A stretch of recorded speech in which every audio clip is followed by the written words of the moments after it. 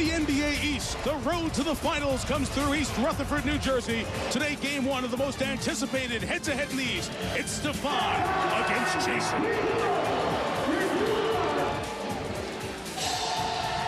A tunnel now connects them. Traded for each other, Stefan Marbury is back at home in New York. New Jersey used to be his home, but now it's Jason's place. Two star point guards drive their team. Marbury's returned passion in the playoffs to New York. Kids looking to return New Jersey to the finals for a third consecutive year. It's best of 7, New York style. Game one on the Jersey side.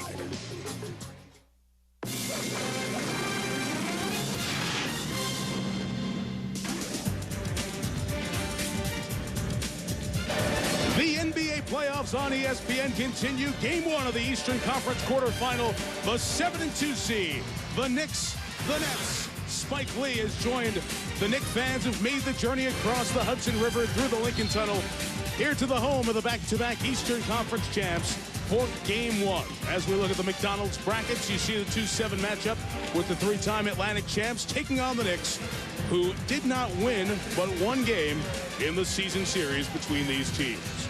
Mike Tirico, George Karl, Tom Tolbert with you. Let's check the Bud Light starting lineups here for game one.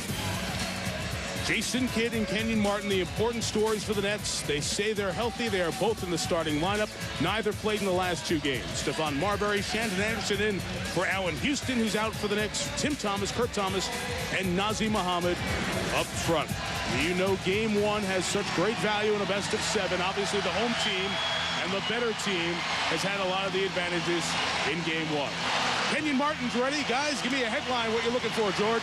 Well, I think the headline for the New Jersey Nets is their health. Is Kidd and Martin healthy enough to win a 7-game series, win 4 7-game series?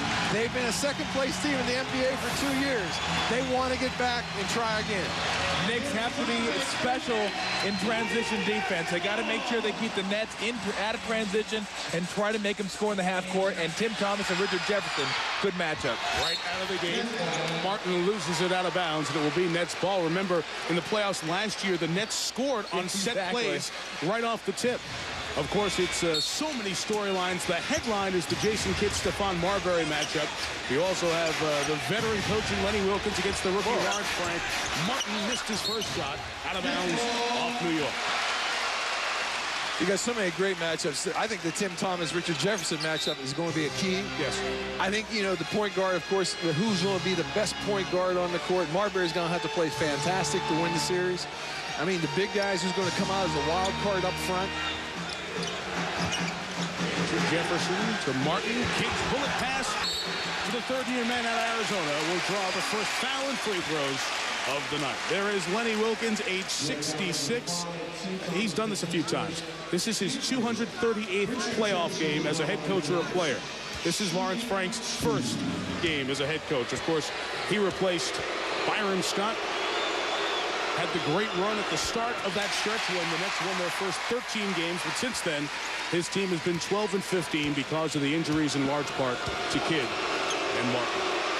I think Richard Jefferson's one of those guys, too, from New Jersey. It gives him a lot better chance of scoring in the half court now. They're better because he's better. He's extended his range, and he can get to the hoop. As you look at what the Knicks did this year, a little trap at the half court, and saw Kerry Kittles walking up with Marbury. Tim Thomas connects on his first shot. Came over in the trade to Keith Van Horn, a 3-way deal with Milwaukee. The Nets, fewer wins in the regular season, but still the Atlantic Division Championship, easily over Miami in second, the Knicks in third. Jason Kidd makes them go. Jefferson, close line.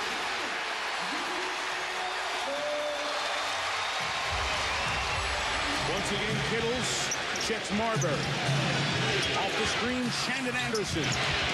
Tim Thomas tried to keep it alive. Here come the Nets on the run out. Jefferson right, Kidd, Jefferson.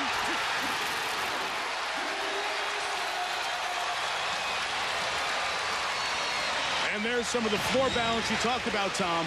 Well, Shandon Anderson took the shot. You have Thomas going to the board. Stefan Marbury, the only guy back. You have to make sure you have 2 guys back minimum. Nazr Mohammed lost it out of bounds off Collins. It will stay with the Knicks. I think it's a 2.5. I think you got to have 2.5 guys back. The half guy, if you don't go to the board, Lane Wilkins said this in the locker room before the game. If you don't go to the board, you get back. It's that easy. If you're not on the board, get back. A quick timeout. What do you guys think of the matchup stories? We'll watch Jefferson, who scored all 6 points here in the first minute and change. Go out on the fast break. This is what we're talking about. There's only one guy back. Great pass. Richard Jefferson outscoring the Knicks right now 6-2. That's a pivotal matchup. I know the star matchup is Marbury and Kidd. But we're talking about Tim Thomas, a guy who, when he gets rolled, can give you 20, 25 points. Richard Jefferson playing on the national team, probably going to be playing on the Olympic team. A lot of people don't know how good this guy is. I mean, these two guys, whoever has the better of this matchup's also going to have a great chance of winning this series. George, are you surprised to see Kittles guarding Marbury at the start? No, I think this is a way of saying to us that Jason is healthy, but not totally healthy. I think right now they're going to give Kittles the defensive matchups. There's a cross matchup going in transition, which I think is also going to benefit the New Jersey Nets.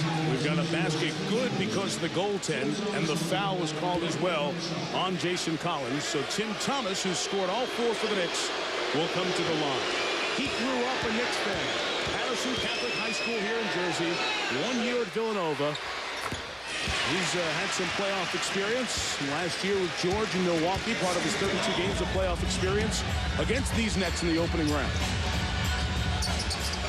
And on that Milwaukee Eastern Conference Finals team a couple of years ago, this is an offensive foul called on the Nets. That's 2 on Collins. Tim Thomas, every year he's been in the playoffs, in general, has had a better playoff than he's had a regular season. He's better focused. He has more fierce competitive mannerisms, and he just has a better playoff. In the Indiana series 3 years ago, when we almost beat Indiana in the first round of Milwaukee, he was a dominant player in the game. Jason Collins on the bench with 2 fouls. Rodney Rogers comes in. Kidd guards Anderson defensively, and Nazir Mohammed puts up the air ball. Yikes. Jason, the push. Jefferson inside. Committed a foul. And it is all 8 for Jefferson here in the first 2 minutes. Well, they had 4 guys back on that one. They just couldn't stop him. They had Jason Kidd, when he gets in the open court, he can just find go. Now watch all the guys back right here. It just, Kurt Thomas got moving sideways is what happened. Richard Jefferson faked like he was going base, cut back towards the middle, and Thomas couldn't cut him off. Jefferson led the Nets in scoring this year at 18.5 per game. Missed that free throw. 3-point net lead, 2 minutes in. The 3rd playoff meeting between these teams all time. Marbury's first shot. Rebounded by Rogers. Here's Jason, who's had the ability to get moving a little bit in the early going. Out defensively by Nazir Mohammed, and the Nets will reset. On an island, Rogers to the goal. The block by Mohammed. 3-on-3, no numbers for New York. Marbury fake Kittles. Oh, Jefferson helps with the block. Man, is he having the first 2 minutes here. Log on to NBA.com, play Virtual GM Postseason Edition. Pick your fantasy dream team, try to beat Bill Walton's score. That shouldn't be too tough. NBA.com. Does Bill know he's doing it? Tim Thomas, all 7 of the Knicks points. Jefferson 8, Thomas 7. Somebody else can score this game? No, Tom. It'll just be those 2 all night. They'll play a one-on-one game down on West 4th Street to see who wins game 1. Kittles changes that. That's a 2 for the excellent outside shooter, 7th-year man out of Villanova, much like the Knicks' Tim Thomas. I think it's interesting that Rodney Rogers came in instead of Aaron Williams in the first substitution off the bench with Collins in foul trouble. Marbury sees Rogers defensively, so who's going to be open? Kurt Thomas has it up top and takes it over Martin. And the rebound for Kittle. You can see offensive rebounding numbers going to be down for New York. Kenyon set up shot down low. Throws it down. Every shot aside for Kerry Kittle could right at the paint. I mean, just right at the rim. Too easy. Too much transition. Tim Thomas spotted the line. Nice dish inside to Nazir Mohammed. Mohammed, who came over in the 3-way trade that was part of the Keith Van Horn deal. People criticized Isaiah Thomas for making that trade. He'll tell you, I got 2 starters in Mohammed and Tim Thomas for 1, Keith Van Horn.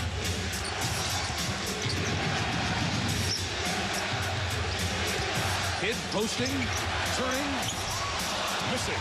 And Thomas gets the rebound. So far, speed-wise, Jason Kidd looks as good as he's looked in the last month and a half. And he told me before the game that he feels that as close to right as he's been since February 1st. Marbury the bounce. Muhammad caught it. Went over the back to get the rebound. You can see all the Knicks are waiting back for the Nets to start breaking. Marbury, quick hands. Nice save. They're ready to put on a show, folks. Here is Muhammad. And he'll get some free throws. Well, for the Knicks, you have to be willing to make them pay. When they run in transition and they miss, you can't just grab it, hold it, and set it up. Because you realize if they have numbers coming at you one way and you can get them to turn the ball over and miss it, you're going to have numbers going the other way, and you have to take advantage of that. I think in general, the Knicks, if the Knicks think they can run with the Nets, they're in for a long, or a short trip. Well, you don't run consistently. So you have to take your shots. If you're going to get numbers, I don't care who you're playing against, you have to take your shots and make them pay. Or they're just going to keep running at you, not worry about you penalizing them on the other side. Nazr Muhammad, twice a member of the NCAA champions at Kentucky, including a national championship win in this building over Syracuse in the Final Four. 1 point Nets lead, although if you weren't looking at the score, you'd feel like the Nets were in much better shape here in the first 4:45. Kenyon Martin pushed off. You got it, Tommy. On Kirk Thomas, and we'll go the other way. You can't. I don't know how you taught players, but I've always felt like you got to use your hip on that one. You can't extend your arm. Yeah, you can't use your arms. You have to use the lower body. If you use the lower body, they won't see it. 14 fouls on the Nets, 2 on the Knicks in the early going, and Tim Thomas is off the mark. Kenyon Martin on the glass. Only non-starter in there is that man, Rodney Rogers, powering at Muhammad, and a foul is called in the act of shooting. It was the injury to Kenyon Martin and Jason Kidd that gave Rodney Rogers a good run, and he played very well in that stretch. Yeah, this just, I'm not so sure, and I know that was a bad cut in the catch, but if I'm Nazr Muhammad, I'm very happy that Rodney Rogers is trying to take me inside instead of outside. Rodney Rogers, who has played in 67 playoff games in his career. When he was a starter, he scored about 6 points more per game and nearly doubled his rebound total as his minutes went up from the 20 he averaged during the regular season.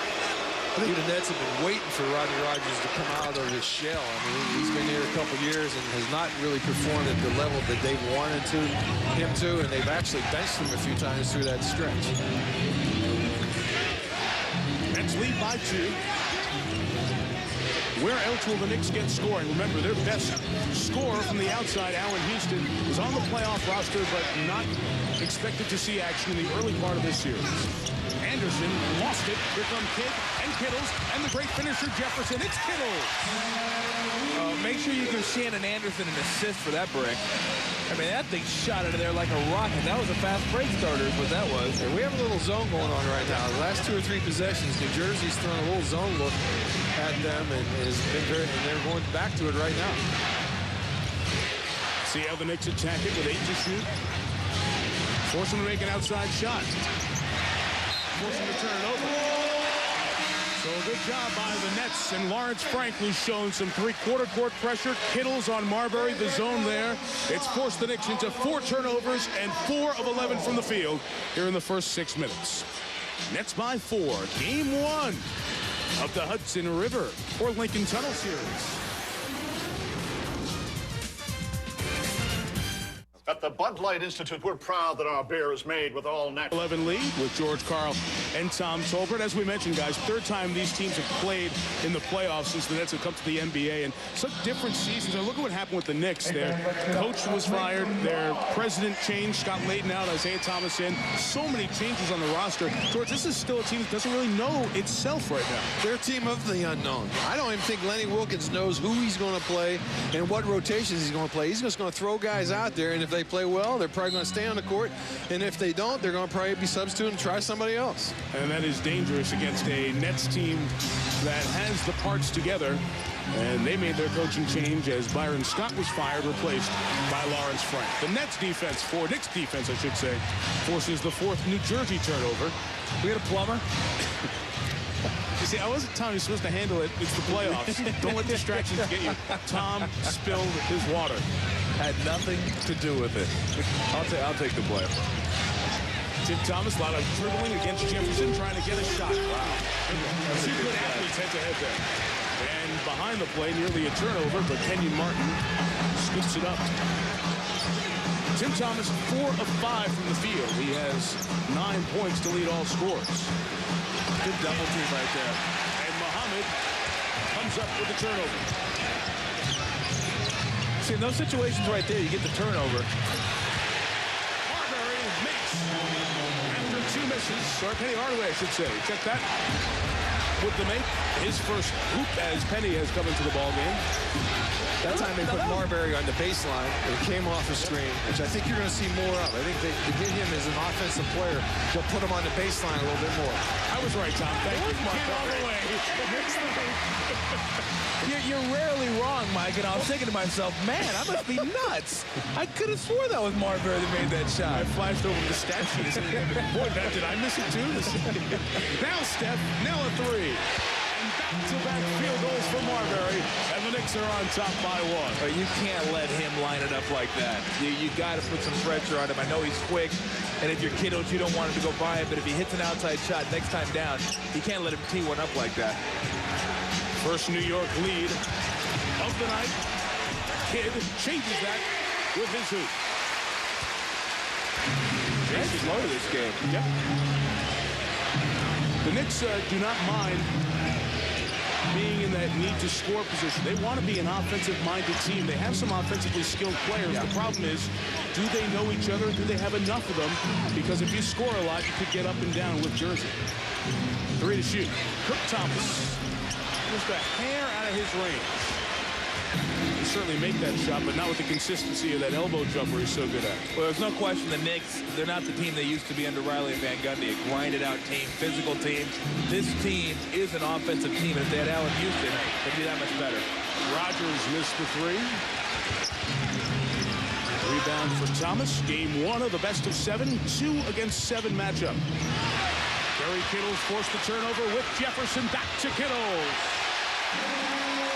The Nets fast break. The story has been a great one in the first quarter.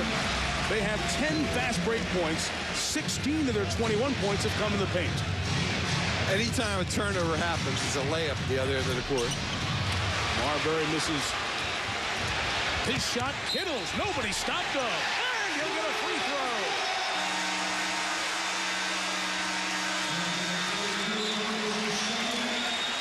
Too many transition points. The tempo is really in the Nets' favor right now.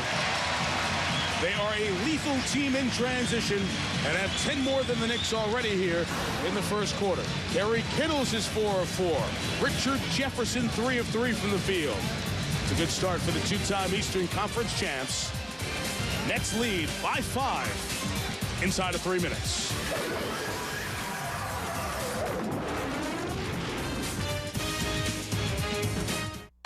Didn't do too well, but another good day for the baseball team. Red Sox beat up on the Yankees 5-2. A-Rod 0 for 4 with 2 Ks.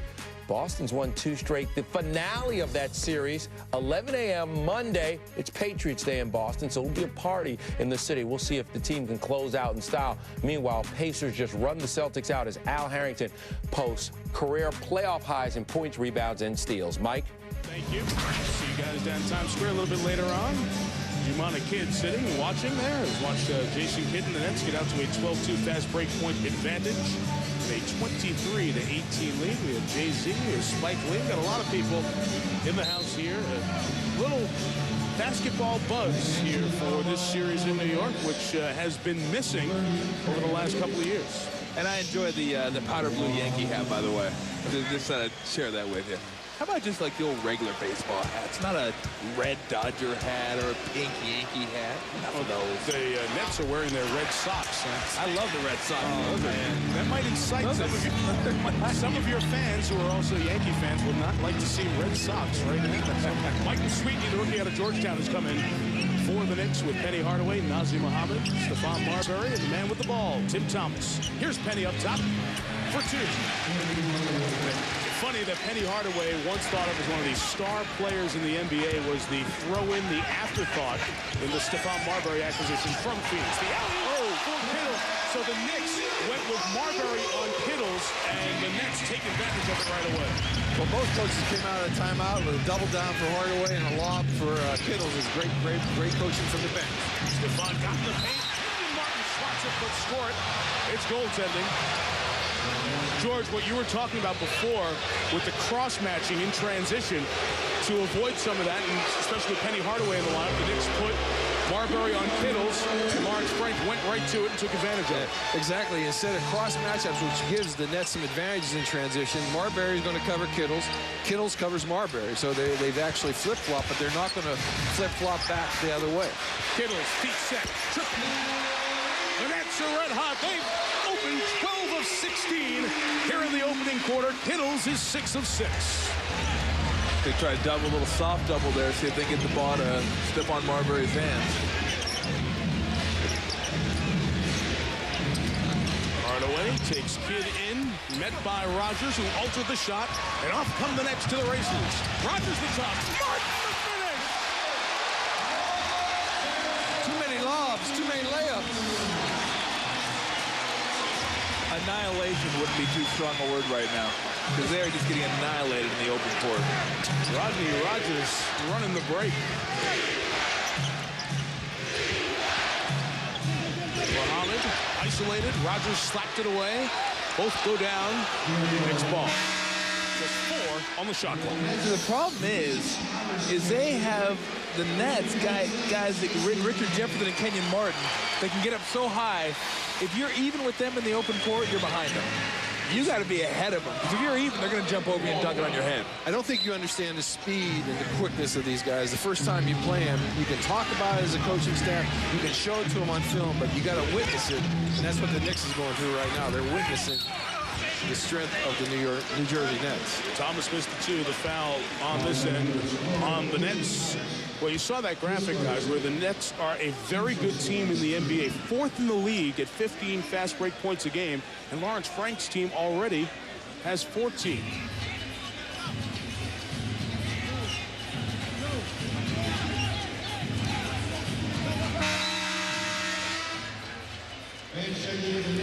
Aaron Williams comes in. Let's remind you tonight the NBA playoffs will continue on ESPN with a doubleheader. UB Brown and Memphis take on the defending champion San Antonio Spurs. And then game 2 will be Shaquille O'Neal and Yao Ming. Kobe will be there, Carl and Gary as well. Rockets Lakers, 10:30 Eastern on ESPN. Great 4-pack to open the playoffs.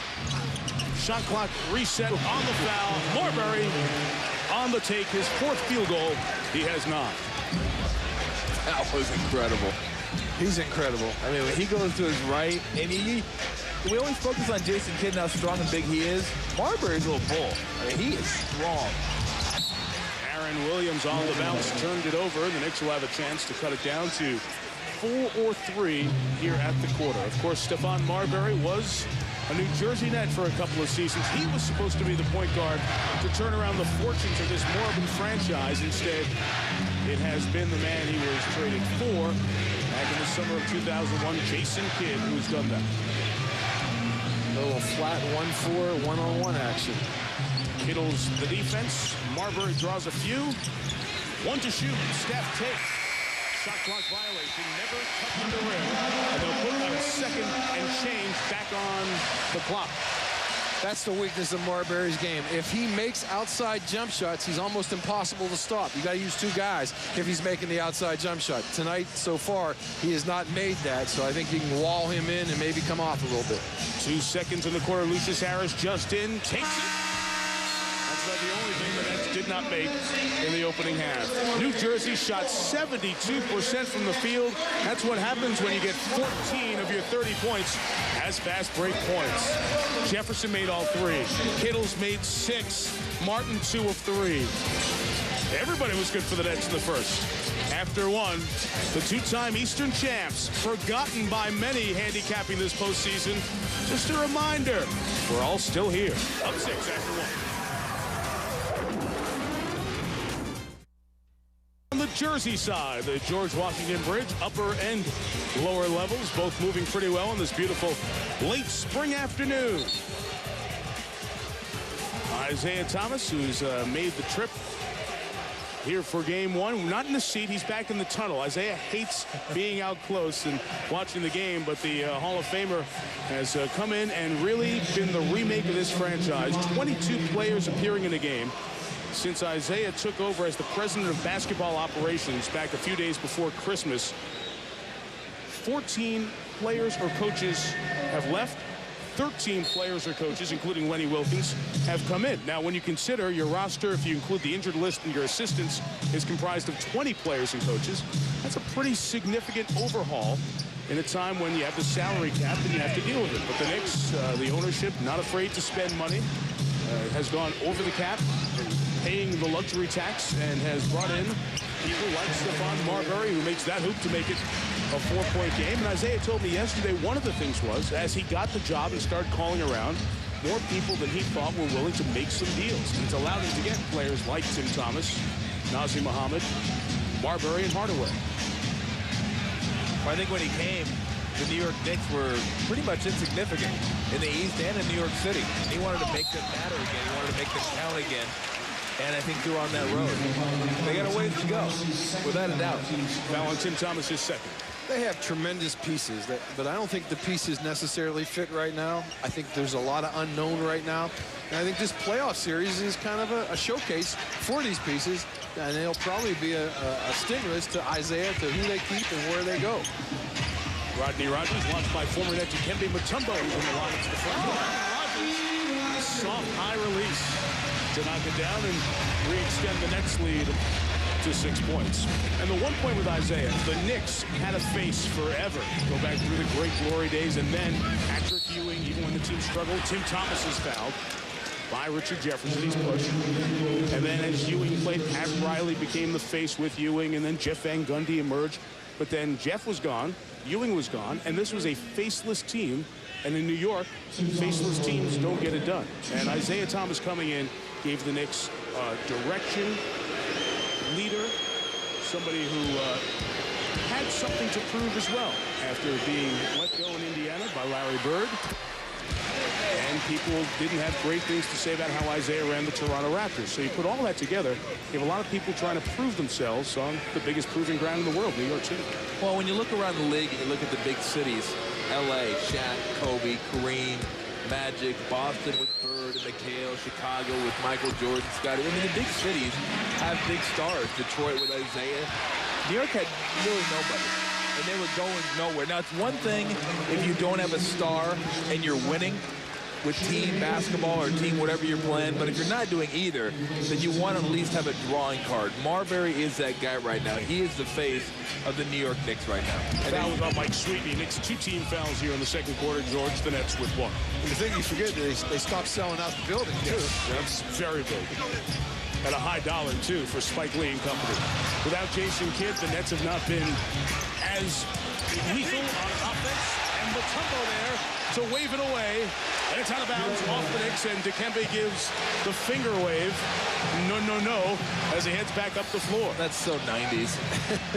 I think you're going to see Mutombo in the game when Jason Kidd is not in the game. They're not going to take much of a chance in transition defense. But with Jason on the bench, they can play Mutombo some minutes. Michael Sweetney, the first playoff points for the rookie from Georgetown, the 9th overall pick of the draft. And the Knicks have fallen in love with Sweetney. Since Kidd's been out of the game, it's a 7-2 Knick run, and Jason's ready to come back in. And Sweetney picks up his second personal foul. George, come back to that point, because Dikembe Mutombo, a great half-court defender, 8-time All-Star, 4-time Defensive Player of the Year, but a huge liability on the offensive end and in transition. Especially in transition. He's a great defensive player at 5-on-5, but he has trouble lumbering up and down the basketball court, and the court speed of New Jersey is something that New York's always going to try to be in control of. And with Jason on the bench, Mutombo can play. Is Martin turning and missing. Rebound by Mutombo. You saw 4th all-time in blocks. Only Hakeem Olajuwon, Kareem Abdul-Jabbar, and Mark Eaton have more. Shannon Anderson on the fast break finish, and it's a 1-point New Jersey lead. The Knicks are the ones getting out of transition. Marbury's a great guard. I mean, he can make teams run. He can make teams play almost as fast as Jason does. Hit shot short. He chased it down, but Sweetney there for the rebound. Knicks to take the lead. Penny in transition. Looking like the old Penny. Sweetney the putback. And the Knick fans get a rise. And Lawrence Frank will call for time. 11-2 Knick run to take the lead.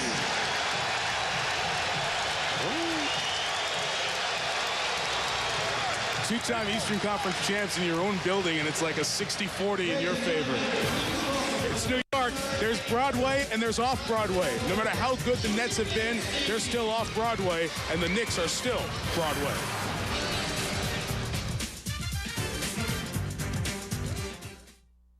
One night, some lawyers snuck into your home. NBA playoffs, brought to you by Sprite and Thirst, reminding you to obey your thirst.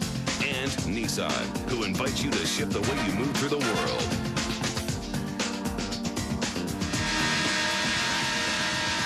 Back here in the Meadowlands Continental Airlines Arena, East Rutherford, New Jersey. Knicks an 11-2 run. They lead by 1. Well, of course, all the games are important.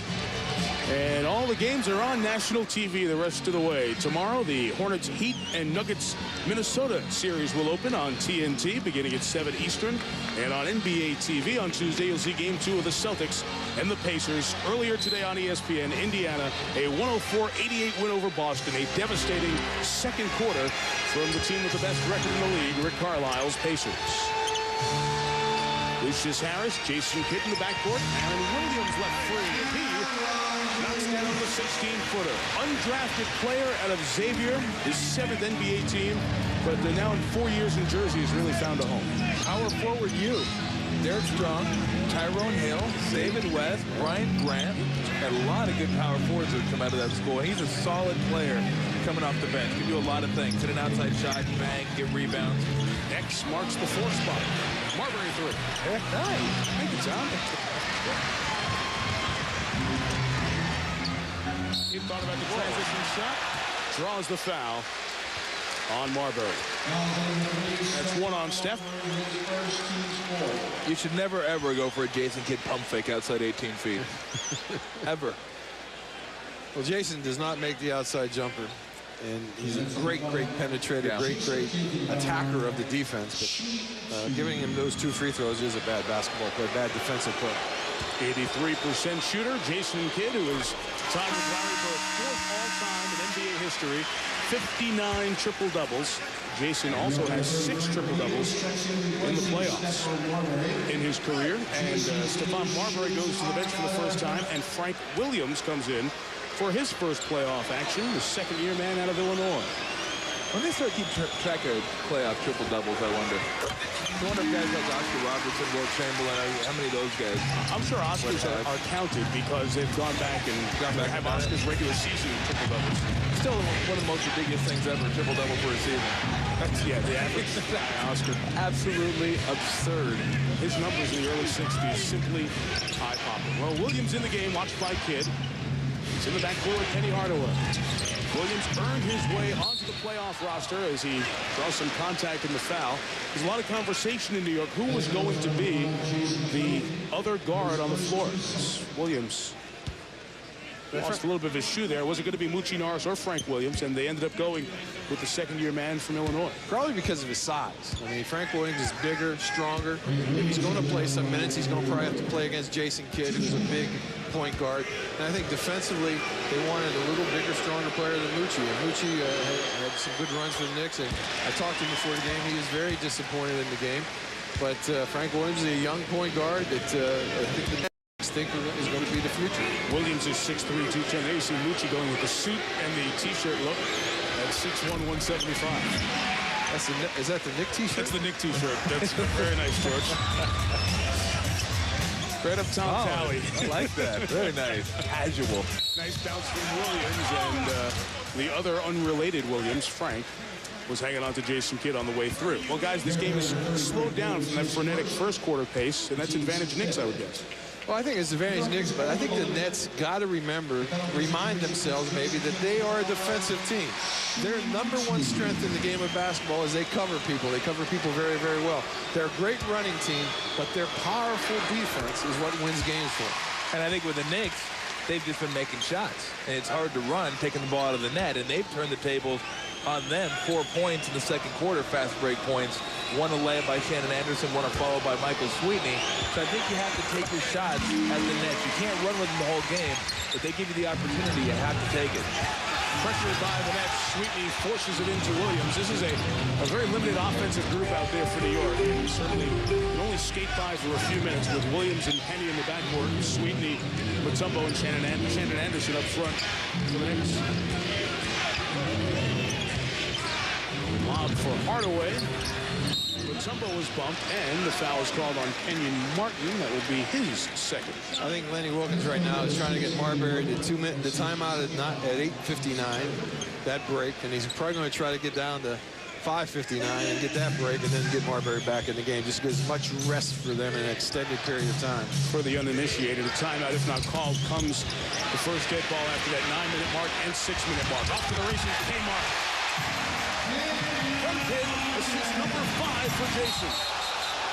And on this end with Williams, it is, they say, Nets ball, now a conference with Eddie F. Rush and Jim Capers, the official. As Williams and Kidd got physical, Lawrence Frank wants to know what will happen. Well, after Kidd passed it to Kenyon Martin, he ran into Frank Williams, knocked him down, and stood over him. And I'm not sure exactly what he said. Now, watch right here. Pass, runs him over, hits him. Now, you can't see it, but he's standing over him right there saying something to him. Up in his face, gets him. Frank Williams retaliated, so might be a technical on each team. Well, they called it offensive foul on Frank Williams because the Knicks had inbounded the ball and the technical on Jason. So that was called correctly. And the conversation continues between Jason Kidd and Frank Williams.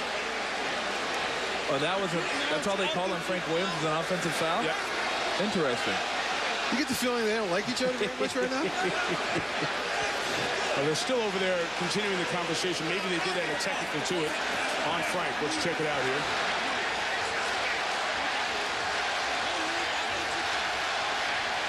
Oh, just what a cross-river rivalry needs.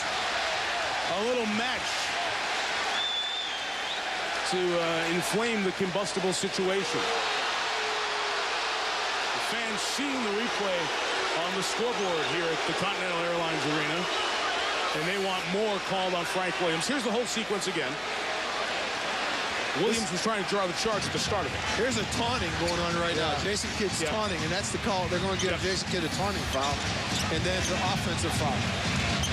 Net ball, let's see if the New Jersey team has been ignited. Kidd just put it up in the air, got it back, still time, and Williams connects again from 17. Frank Williams needs to tie his shoe. The Nets are coming to double Penny Hardaway. Sweetney has Mutombo.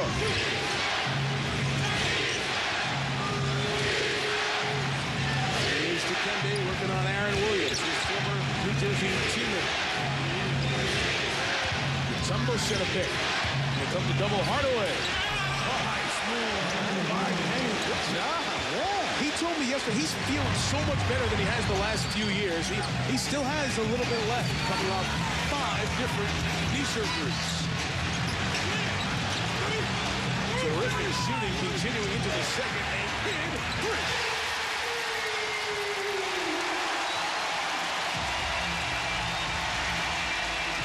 Nets have got it back up to 8 after the Knicks took the lead early in this quarter, and this unit cannot get it done for the Knicks.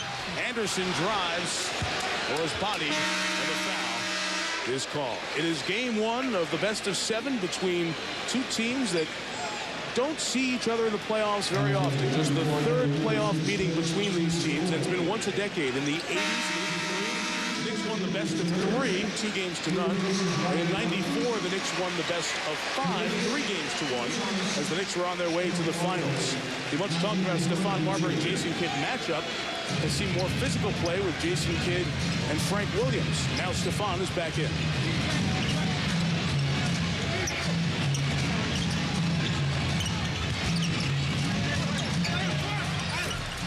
Thomas missed. Nazr Mohammed there for the putback. Without a setup by the dual penetration, just rotating the ball and get the defense spread out, and then not able to pick up a man.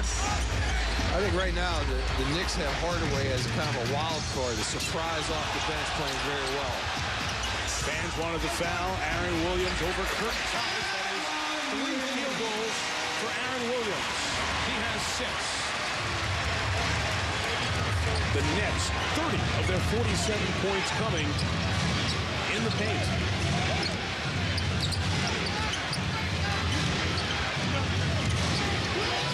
Thought about going for the steal. Marbury, a little crease, and the teardrop for 2. He's pretty good. 6 of 10 from the field, 13 points for Stephon. He's just so quick. That first step, first dribble, he can get by anybody. Anderson defensively. Jefferson trying to draw the foul. Doesn't come up with a good shot. Nazr Mohammed with the rebound for New York. Marbury triple. Over the back, Mohammed. He'll pick up his second personal foul, and we have a timeout. Inside of 5, a very entertaining first half. The Spike and the Knicks fans have come across the river to the Nets house. NBA playoffs on ESPN continues in a moment.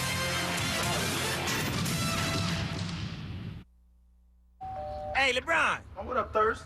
Brother. The 5 minutes left, a 6-point lead for the Nets. Of course, this Nets franchise, coached by Byron Scott the last couple of years, replaced by Lawrence Frank, who is one of a half dozen coaches of the 16 making their playoff coaching debut. And the guy next to us, George Karl, coached 166 NBA playoff games. Wow. And Tom, after you left at breakfast this morning, I couldn't get out. Really? George talked about wearing you out?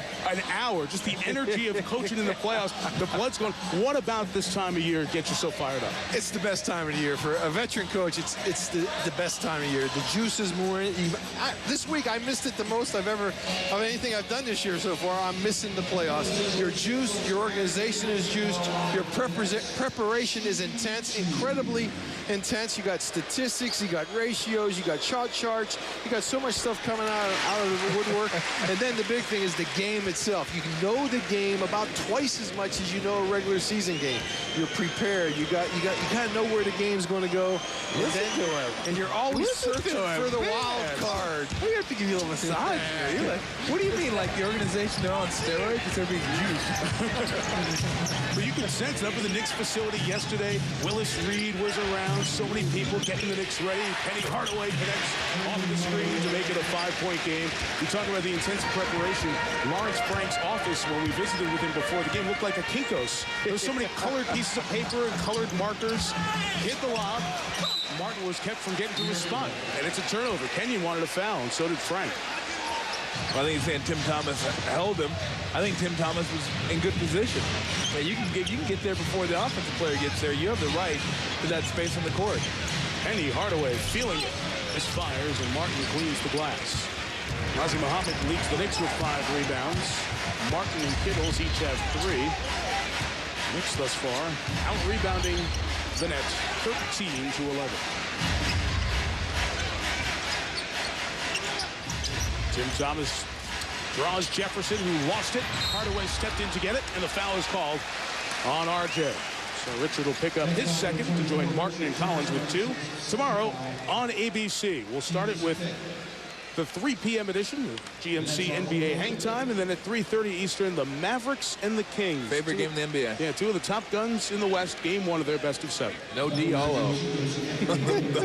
Those are fun to watch. You know, from a player's standpoint, playing in the playoffs, it's just, that's what you put all the work in for throughout the regular season, through the summer. I mean, that's it. A lot of players will say the 82 games you play is the preseason, it's the regular season. I don't necessarily buy that because I think you go out there and you give it everything you have, but everything just means a little bit more. Possessions mean a little bit more. Misses and makes mean a little bit more. Everything has more meaning during the playoffs than it does during the regular season. You realize either you're going to be on a team that wins a championship or you're going to be on a team that's going to be on summer vacation pretty soon. So everything's a little more intense.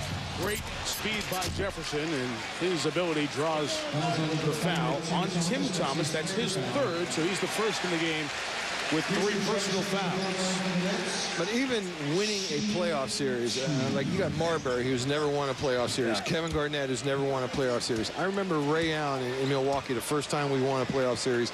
You get giddy, you get excited. Yeah. There's a juice to it. It's a drug that as a basketball player that plays 20 years, and then you get into a 7-game series, a battle, and then you come out on top. There's a euphoria to it. It's fantastic. Jefferson at the line. Makes both. He has 10, 3 nets in double figures. Tim Thomas has 10 points for the Knicks, but he also has 3 fouls. He's heading to the bench, and the Knicks will take a timeout here. Inside of 4, half number 1, and the Nets lead the Knicks by 5.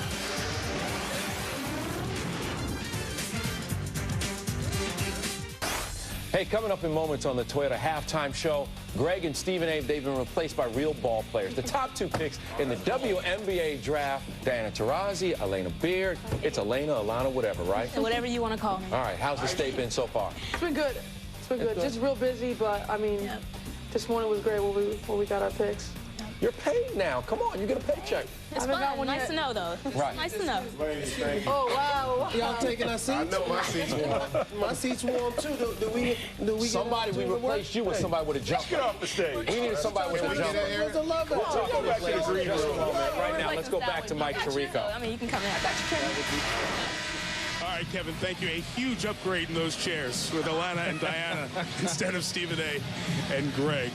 Greg Anthony played in the last time this series occurred between the Knicks and the Nets back in the 90s. Of course, a member of the Knicks. Right now, it's Marbury with 13, Kidd with 11 in the point column for their matchup. And on the assist side, Jason has 7, Stephon just a couple. You see the leading scorer for the Nets, Kerry Kittles with 13.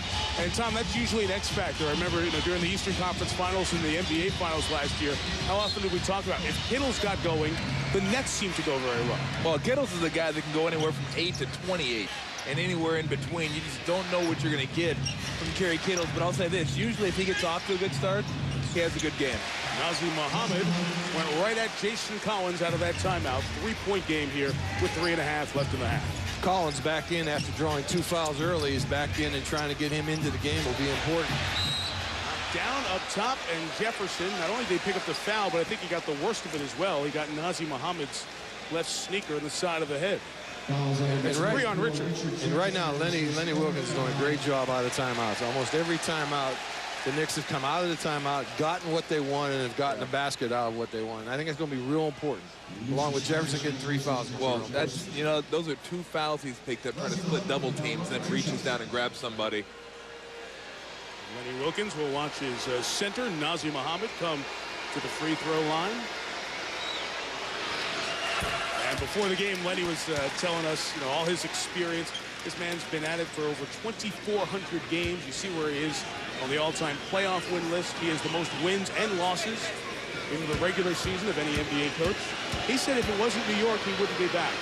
Brooklyn guy, much like Stephon Marbury, and just the sizzle of the Knicks and the allure that has been there for so long in Lenny Wilkins' life. The reason he is back in coaching and said yes to Isaiah Thomas's phone call as he replaced Don Chaney back on January the 15th. Knicks within 1 here at the 3-minute mark. Lucius Harris, who has been quiet, only taken 1 shot. Collins got a step on Muhammad and draws the foul. Go ahead, Mike. That's all right. On the other side from Lenny, you have Lawrence Frank, and you have the obvious one guy's 66, the other is 33. The story I love about Lawrence Frank is that foul was credited the 3rd on Nazir Muhammad. So Muhammad and Tim Thomas both have 3. The story I love about Lawrence Frank, when he was a kid, he was not old enough to have a paper route here in New Jersey, delivering the newspaper, the Bergen Record. So he got his older brother to get the paper route, and then Lawrence did the route. to get enough money. He took the money and bought a VCR so he could tape Knicks games and break down the tapes and learn plays. He knew at age 13, 14 that he wanted to be a basketball coach. And so the paper route his brother lied to get, Lawrence did, ends up being really his job 20 years later. Now he's got like 8 DVD players and somebody handing him the discs. But here he was 20 years later breaking down film of the Knicks, getting ready for his first game as a player. Head coach. Kind of sick, isn't it? At 13? Go outside and play. He did. He played everything. Vin Baker is coming to the lineup for the first time. Of course, the Knicks picked him up after the Celtics terminated his contract. Penny Hardaway the miss. Rodney Rogers the rebound. The Nets haven't been able to run as much. Collins inside. Baker got a piece. But Collins will get a chance for the three-point play.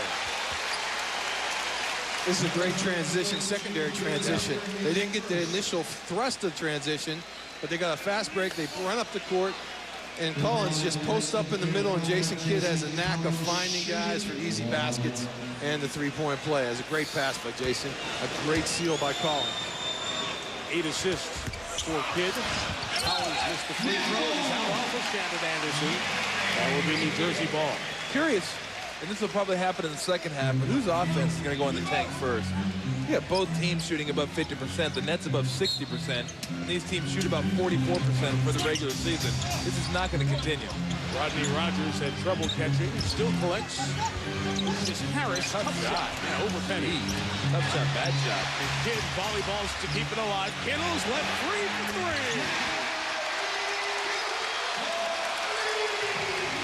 Boy, what a possession that turned out to be. Now the steal.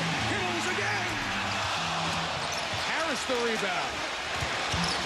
You see Kidd, 4 sets of eyes trying to find each one of his teammates. He's got it. Lucius Harris taking down Stephon Marbury. Short. Steph the catch, the spin, but no other blue shirts to help. It's a lot of double teaming. Almost came up with another turnover.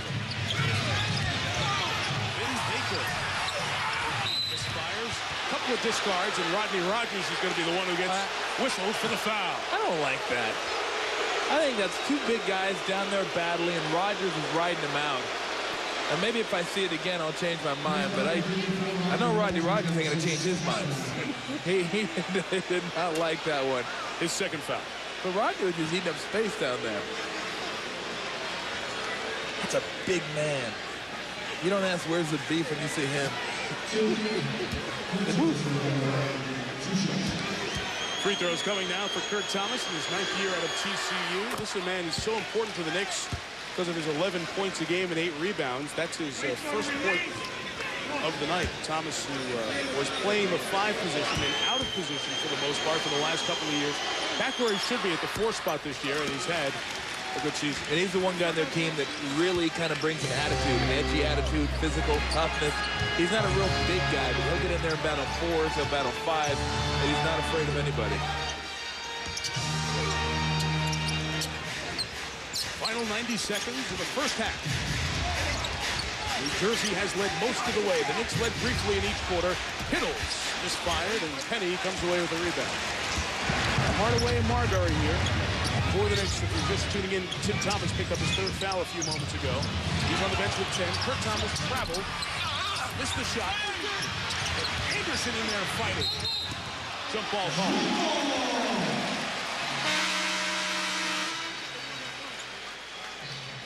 Richard Jefferson also on the bench for the Nets with 3 fouls.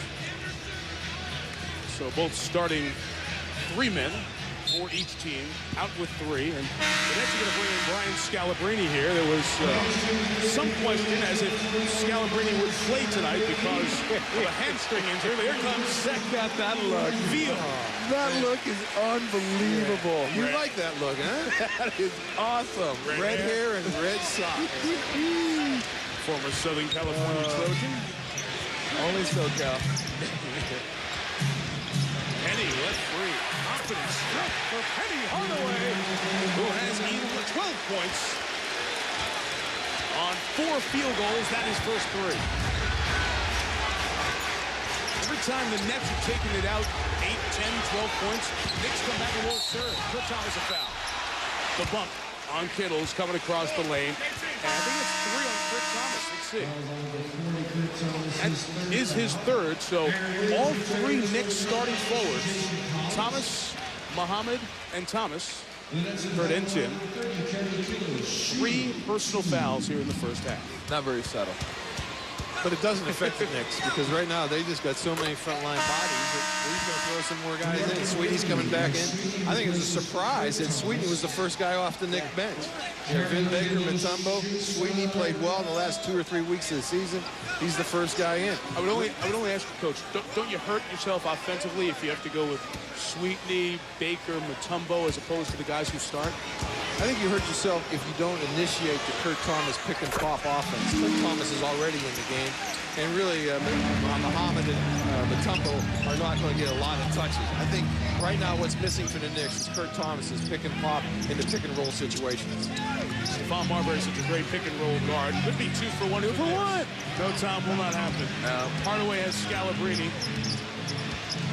Sees it as a green light. Got Bryant in the air. Missed the shot, though. And we have a foul on the Nets. It will stay here. Aaron Williams will pick it up.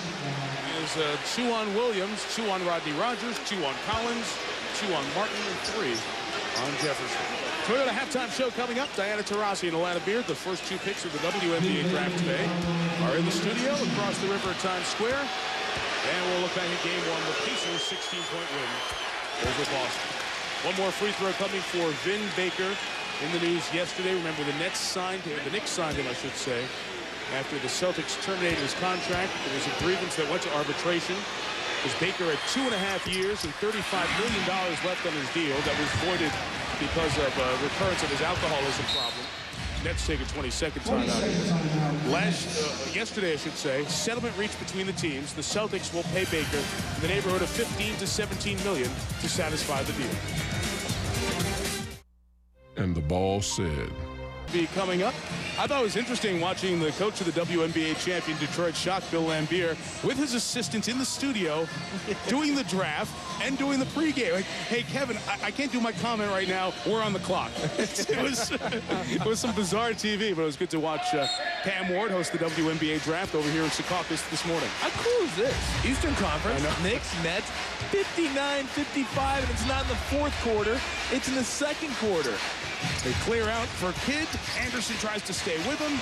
Jason winds it, finds Scalabrine, who beats the clock for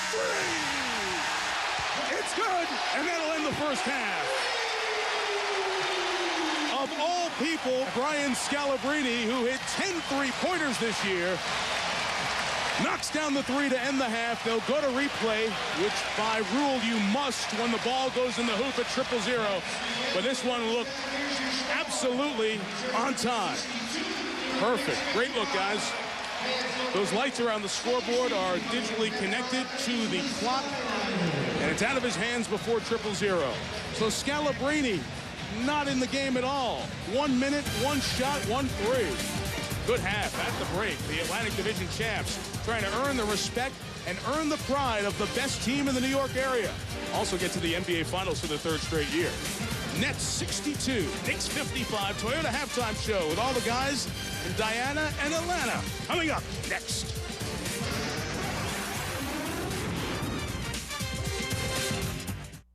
Halftime show. Maybe it was the Red Sox. I don't know. Brian Scalabrine spots up just before the buzzer goes off. Trey Punte. 9 assists for Jason Kidd. New Jersey up 62-55.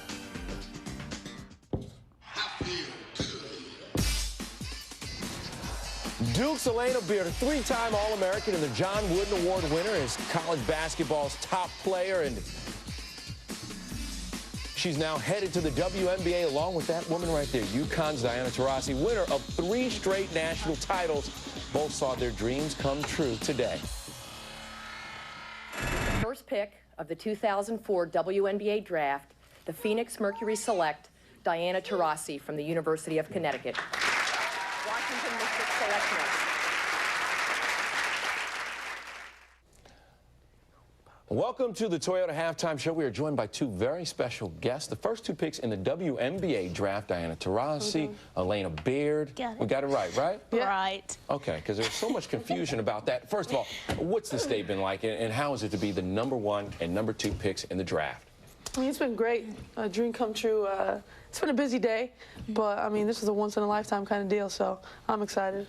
This is definitely a dream come true, especially that I'm in Washington. I've been dreaming about it, you know, ever since the beginning of the year. But this day has been crazy, but I'm loving it. You know, you mentioned the beginning of the year, and since you brought it up, didn't you guys face off earlier in the year? And Elena, you guys came back from, what, 30 down? We took it. You took it? We took it. Is that what happened, Diana? You know what happened? What happened? They took it, but, you know, we were cocky. You know, we needed it to win our 3rd straight national championship and 4 straight Final Four. We need games like that. So that's college. That's over with. It's over. It's over with. It's over. We're friends. It's the league sometimes. You know, the college is not the WNBA. It's a bigger, faster, stronger league. What do you expect your transition is going to be like? I mean, it's going to be tough. Just playing with the Olympic team last week, you could tell it's stronger, the game's quicker, but, you know, it's an adjustment period that takes time. Yeah, it's definitely an adjustment, but I'm willing to learn. You know, I'm going in with the veterans, and I want to learn so much from them, so I'm ready. All right, good luck to you all. Excited, right? Excited. Obviously. Oh, yeah. And Diana, what is it like having the weight of a franchise on your back? Because in Phoenix, they're saying you're the savior. Here she comes. I mean, I think it's a little unfair, but pressure is great. I think it's what makes or breaks you. And you know, at UConn, I had it, and in Phoenix, it's going to be tough. I know we only won 8 games last year, but I think with the right mindset and the right changes, I think we could turn it around. All right, things changing in Washington also, right? Oh yeah, things are definitely changing. We have a great team. They had a great team last year. They just couldn't, you know, win it. But bringing in great players, and then with the team they already have, going to do big things. All right, well, ladies, good luck in the WNBA. I mean, you should be play excited. against You have to face off against Bill Lambert. Give it to him. Make sure you get and talk to him. Turn and talk to him when you give it to him, okay? Such a nice guy during the games. Great to have these two ladies here. We'll be watching them all season long on ESPN and ABC, because that is the home of the WNBA. Right now, the Knicks trying to snatch a win away from the Nets. They trail those 62-55. This halftime show is presented by the all-new Toyota Tundra Double Cab. Not just big, life-sized. My cousin.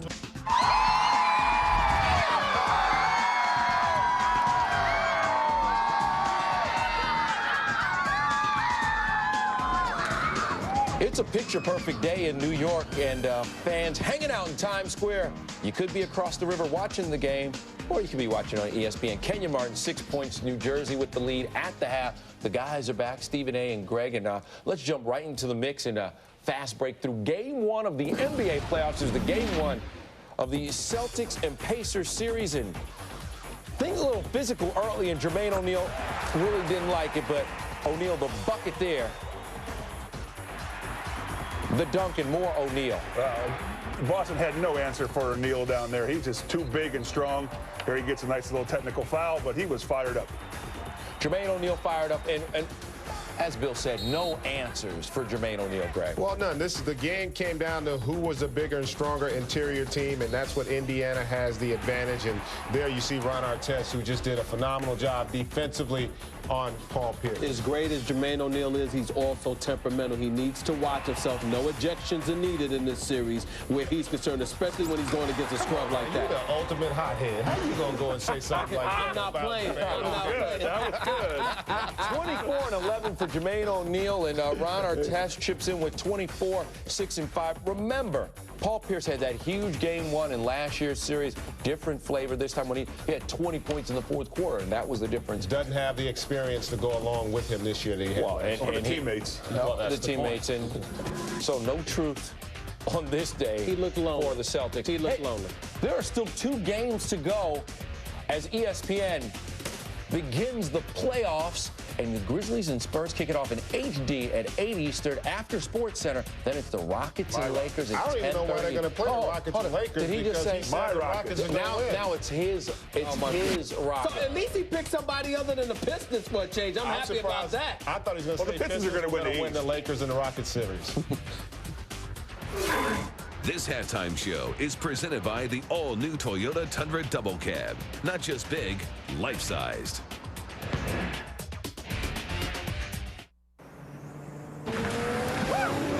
on the Jersey side of the Hudson River. Very entertaining first half. A 62-55 Nets lead as we get set for half number 2 from the Continental Airlines Arena. As you look at the numbers, Knicks shoot nearly 50, Nets shoot nearly 60%. Rebounding didn't become too significant with all the made shots, but the fast break points plus 16, points in the paint plus 11. Guys, I think it's amazing the Knicks are within 7 here at the half. Tommy? Well, that's their #1 priority in the second half. Keep the fast break points to a minimum. They shot 70% in the first quarter with 14 fast breaks. Second quarter, they had 6 fast break points. Oh, there was 6. Thank you. And they shot 9 for 19. So that is the #1 priority. Get back on defense. If you don't want to crash the boards and get offensive rebounds, that's fine. Don't let them score in the open court. And I think you got to throw in no turnovers, because every turnover that the Knicks has been a dunk or a layup at the other end of the court. So I think the turnovers, offense has got to control their defense a little bit with the turnover situation, and they got to find Kittles. Kittles is killing them right now. Carey has 18 points as you look at the 4 Knicks who are in double figures, including Penny Hardaway off the bench, the second leading scorer with 12. He'll start on the bench for this second half. And on the Jersey side, you mentioned Kittles with 18, Coach. Jason with 9 assists to go with the 11 points, and Richard Jefferson 10. Watch foul trouble. It could be important in the second half. We had a total of 28 personals and a technical call in that first half. The T was on Jason Kidd. But the 3 Knicks starting forwards, Tim Thomas, Kurt Thomas, and Nazir Muhammad each have 3. Richard Jefferson has 3, and 4 other Nets have 2 fouls. Kerry Kittles starts on Marbury as he did at the beginning of the game. Marbury goes right to the hoop, but is called for traveling by Jim Clark. And Stefan's face, if you could draw a cartoon caption, it would be, really? Why? Really? No way. Yeah, most players don't have that face. Jason on the pitch to Jason. Kick to Collins for the first 2 of the second half. Kenyon Martin and Kurt Thomas have had a physical back and forth going, and Kenyon trying to set a tone with the officials for a foul. The lead of 9 is the largest of the night for New Jersey. Oh, Muhammad almost blocked and was deterred by Collins. Had it deflected out of bounds with the interior defense by the Nets. You always say that. You get the ball underneath, you got an easy 2, and then all of a sudden you got one guy trying to block it up high, one guy trying to rip you down low, and you end up, well, they got the ball back at least, but still you always feel like you can score when you get the ball that close. What I love about playoff basketball, though, there's not a lot of cheap fouls. Referees do a great job of not giving the cheap call. And that, they might have got bumped there a little bit, but defense was strong. 2 guys recovered them, and you got nothing. Foul on Jason Collins, his 3rd, so he joins teammate Richard Jefferson. You see the importance of this game 1, about a 4-in-5 ratio to winning the series when you get game 1. But Tom, you made the point behind the reasoning for that number. Well, the reasoning behind it is you're the better team, and you're playing at home. Then they're going to win most game 1. I'd be curious to see a number as to how many times a road team won game 1. They went on to win. That would be an interesting number. We'll get that for it. But I mean, you should win. What are you looking at me for? If you're, he always looks at you. You always get those. When it's a stat or a number, he always looks directly over at Mike. Marty, get that. Find it for us. Legendary stat man Marty Aronoff with us here for our playoff games. A 3-second violation has been called on Kenyon Martin and the Nets. There's 2 calls unusual to the NBA, steps in 3 seconds. In the first 80 seconds. Well, not unusual. It just depends on who they're calling him on. Unusual, they would call him on a superstar. Oh, wait a minute. That didn't happen. Marbury gave Kittles the eyes to the right. Ball is kicked as he drove it to the left, so we'll have the reset. New Jersey leading here by 9. Reminder, on Tuesday night, you'll see the Pacers and Celtics, game 2 on NBA TV. Beginning Monday, you can tune into the NBA TV playoff show, Destination Finals, which will be on every weeknight during this run. Outside jumper by Thomas, missed the rebound for Stephon Marbury. Kidd hustles in with the steal and takes it all the way, or maybe it was an intended pass for Kenyon Martin. I think it was. He can't see behind, can he? He can. Yes, he can. Let's see. Did they give him an assist? Oh, yeah, you're at home. No field goal attempt in the assist. But as you guys said, most players, you would say they were trying to make the shot. But Jason Kidd, knowing him, was a lead for Kenyon Martin. That's a good call, too. Give the scorer credit. The official scorer is answering the playoff bell. 11 assists for Kidd. Martin has 8. The Nets' largest lead is 11. So this is a great first date. Y'all look delicious. I mean, pretty. Flight, Nissan, who invites you to shift the way you move through the world. And Adidas Basketball. Impossible is nothing. First 2 field goals of this second half for New Jersey. Nets leading 66-55. The Nets, one of the best fast break teams in the entire league. Already in the first 26 minutes of this game, 7 points over their season average. So if you're just tuning in, that's been the key. The Nets in transition with easy baskets, the difference in this game. And Anderson, a 3 from the outside. And the Nets come away with it. Well, this game, I think, is bound to get a little bit slower than it was in the first half. It's just such a good first half, up and down. But these teams are going to... Wow. Jefferson wanted to foul on Tim Thomas. I can see why. Didn't get it. Back comes the Knicks. Tim Thomas steps into the 3. Bricked it. And is out of bounds. They say off the Nets. I thought it was off the Knicks. In any case, New York will have it. Knicks have to be careful, don't you think here, guys? This is kind of teetering on trouble time here for New York. Yeah, and they need to get Stephon Marbury involved maybe in a pick and roll, get him handling the ball so he can involve himself and involve some other people. And I'm sure right now he's thinking about that same thing. I'd like to see Hardaway in the game, too. Knicks are 0 for 6 shooting here in the third quarter. Kenyon Martin on Kurt Thomas. Quick pick pass. Ends up in the right hands.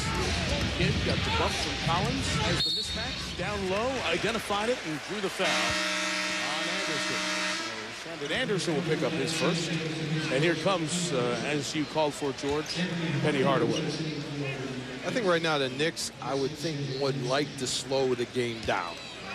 They got away with the running game in the first half, but winning on the road, I think a little slower, maybe a little sloppy would be more effective for them.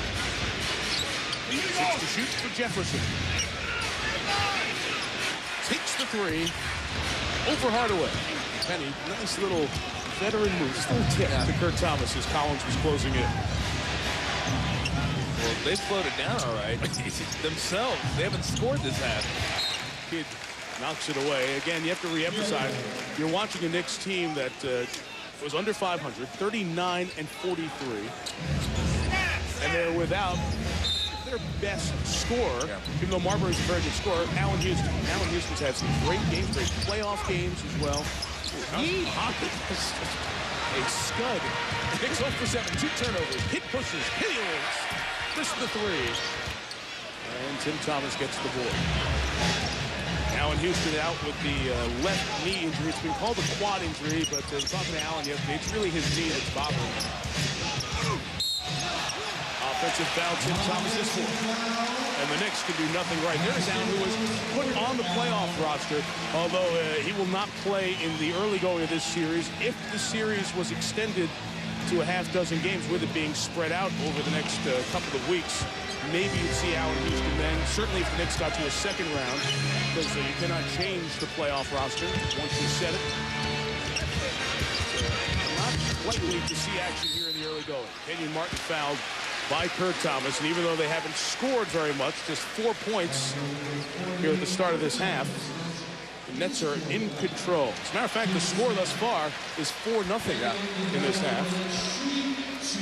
I told you this thing would slow down. I think it's time to re-emphasize that New Jersey's strength, their #1 strength, is their defense. Kenyon Martin is an all-NBA defender. Jason Kidd is an all-NBA defender. Kittles does a very good job there. All their centers do a very good job there. And Kenyon Martin here is the first time he made the All-Star team this year. He was 17 points and 7 rebounds. A very quiet game for him.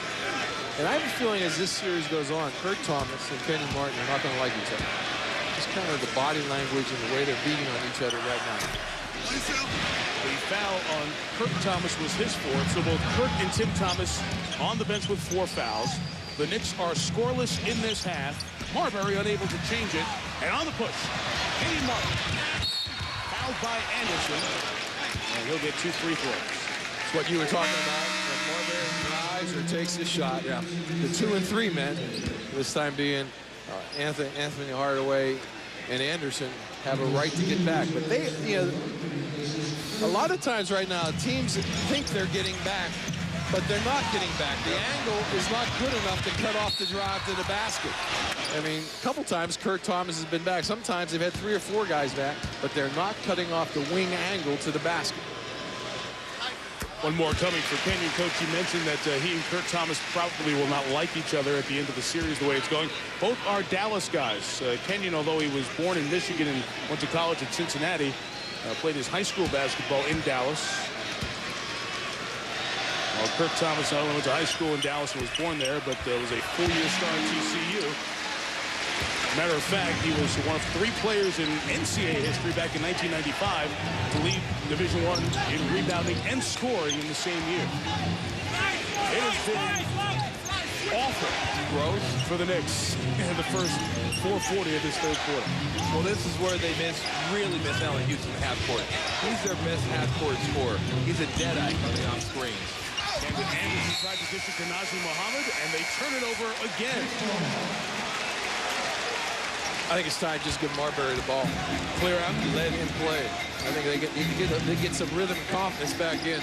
He's their best asset right now. I think it's time to get Lenny some Alka-Seltzer. Jefferson is double, kid free. That's 3! A killer, and the Knicks will have to take a timeout here as the Nets have bumped it from 7 at the half to 16 right now.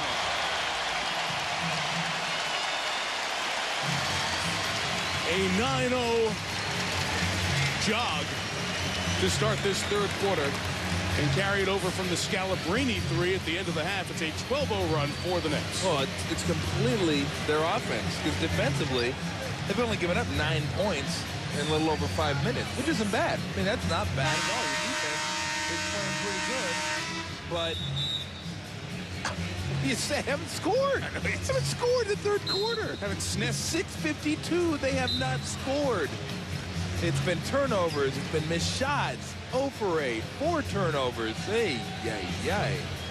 The 4 turnovers is killed. On the turnovers. Well, the 0 for 8 hasn't helped much either.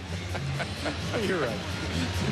But I just think every turnover tonight, if you took a film clip of the turnovers the Knicks have and how many points they scored off of turnovers, I mean, they're dunking, laying it in, getting fouled, 3-point play.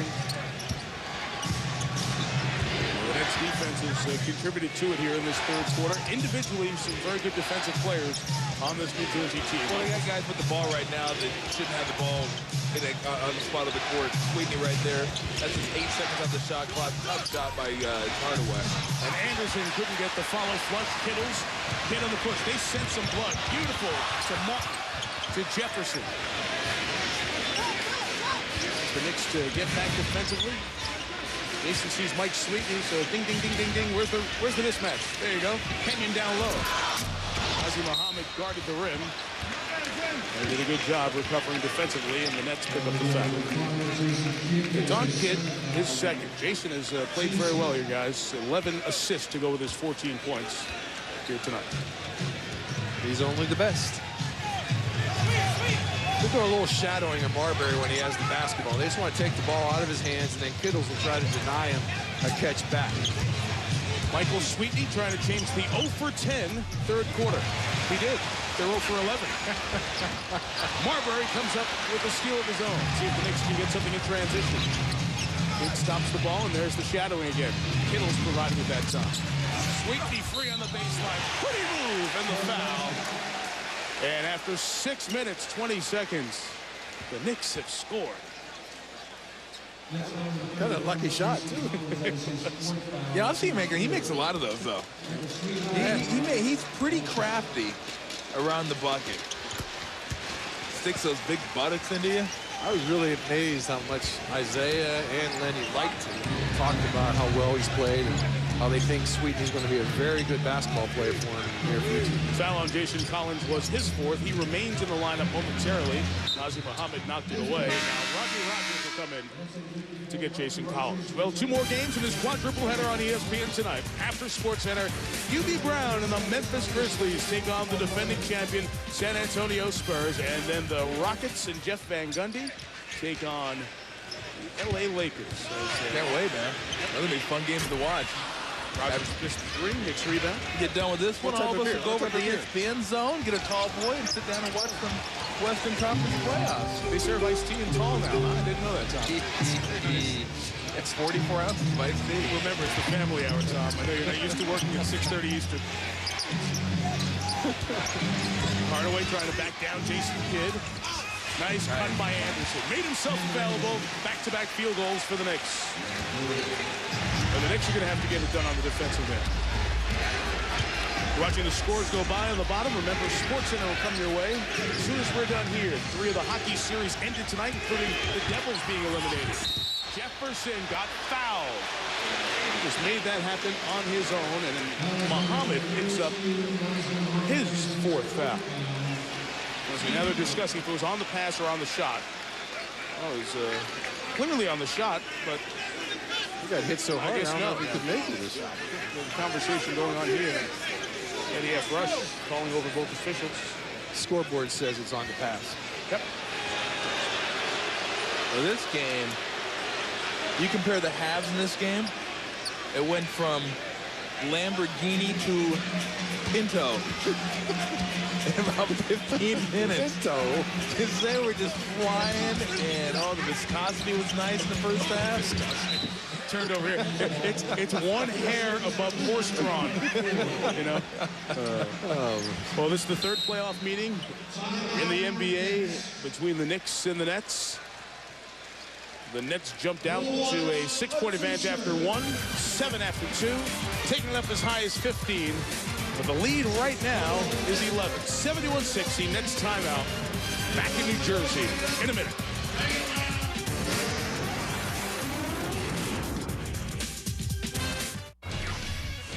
Coming up on SportsCenter after the game. Here in the 3rd, low scoring, but the Nets have maintained their lead.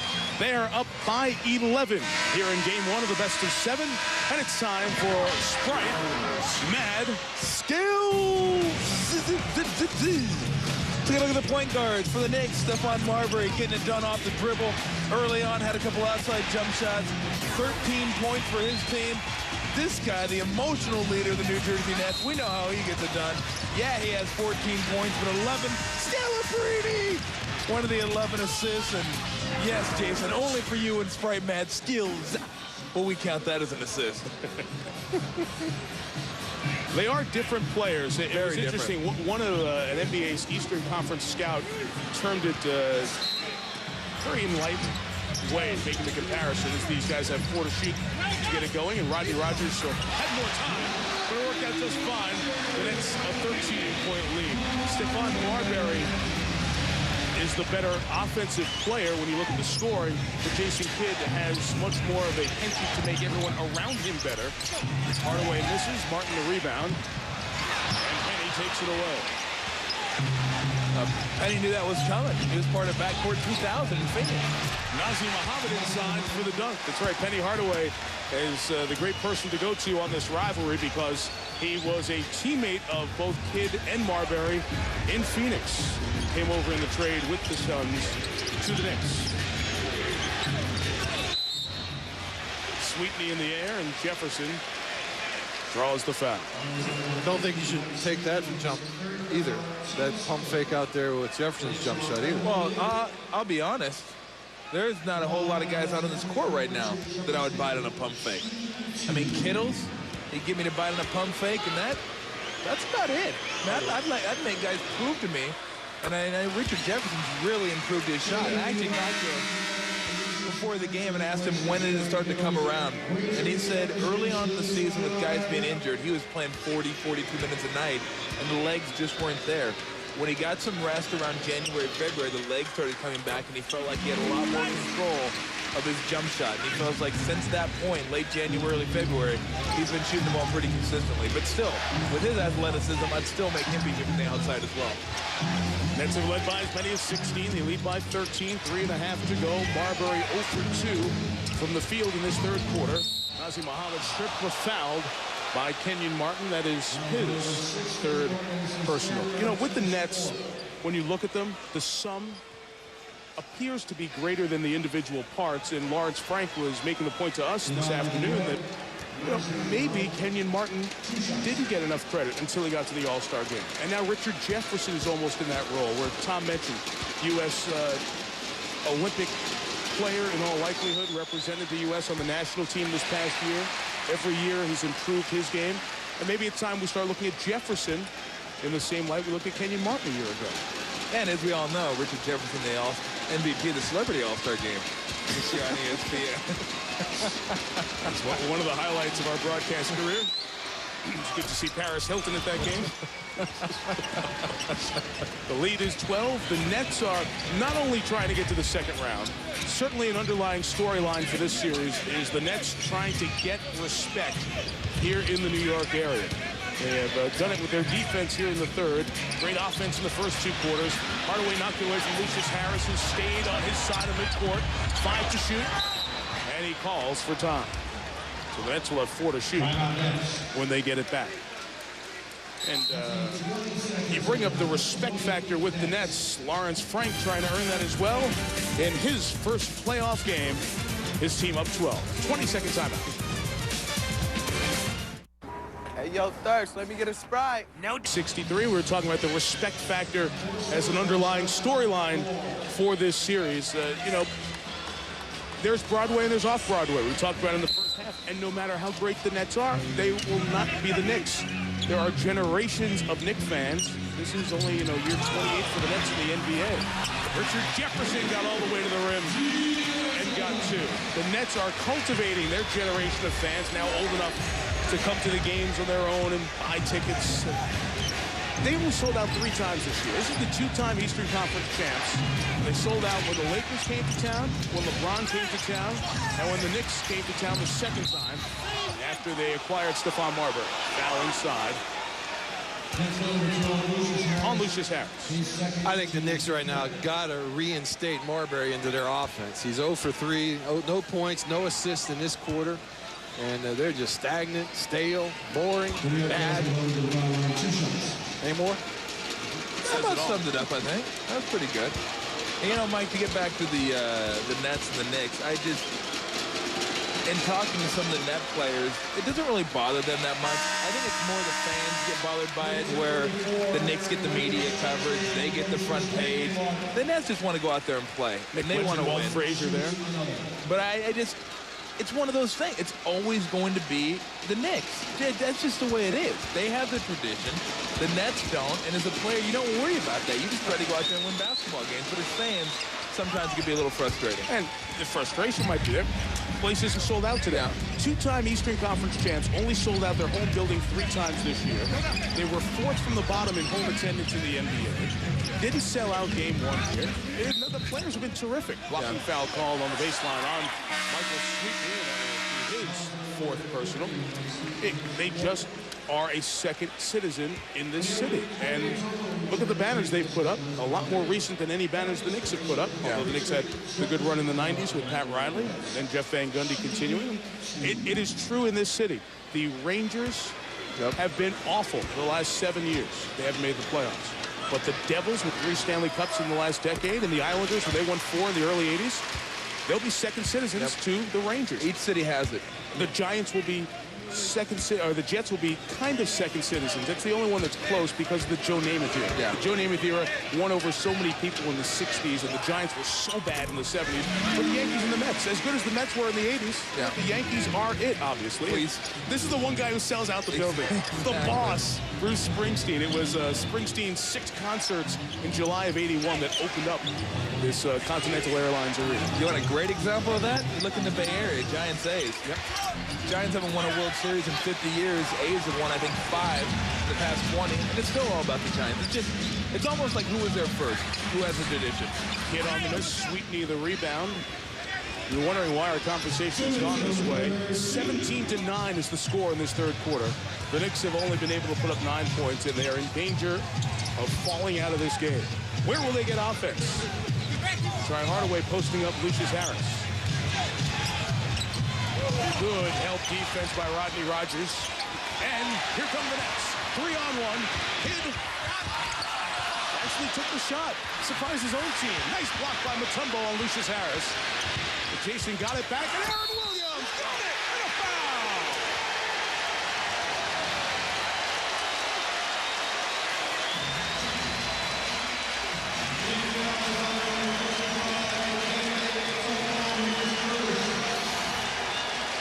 Jason hustles and tracks the ball down, gives a great pass. Mutombo seems a little bit. Aaron Williams takes the contact and somehow makes the basket over Mutombo.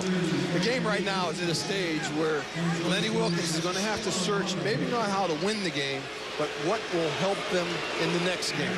He's going to have to put players in, rotation of players. I would think soon you'll see Tim Thomas back in the game with foul trouble, without foul trouble. He's got to find an answer for the Nets right now. You saw that there on the bench. Stephon Marbury frustrated, and Lenny trying to talk to him. That is part of what's going on here. Stephon Marbury is a brilliant individual talent who needs to mature into the lead guard in terms of scoring and running the team, getting other people involved. He's got two great examples with Lenny Wilkens and Isaiah Thomas, Hall of Fame players around him, as Mike Sweetney finally gets a field goal for the Knicks, who are 4 of 18 here in the quarter. Sweetney has not. 16, the Nets lead as we get to the final minute of the third. Here's Kidd. Tried to pass as two bodies hit the deck. Lucius Harris chased it down and was fouled by Shen Anderson.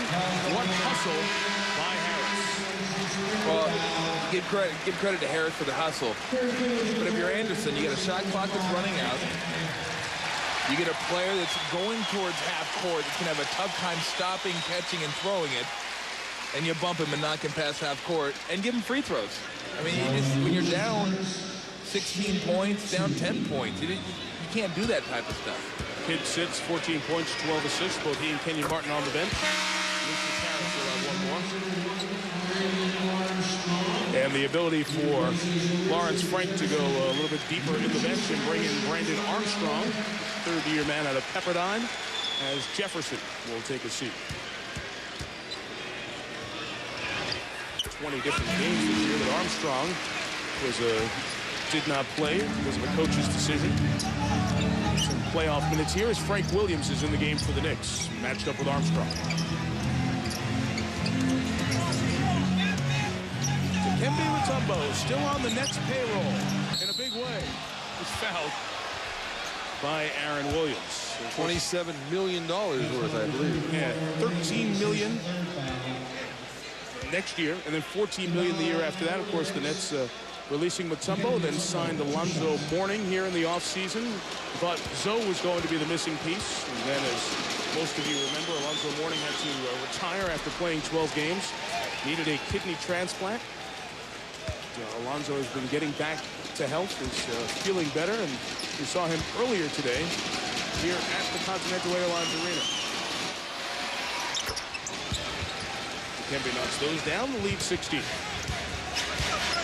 Knicks on a 2-0 run. Big for them this quarter. Just thinking about some point to get it inside of 10 when they get to the fourth.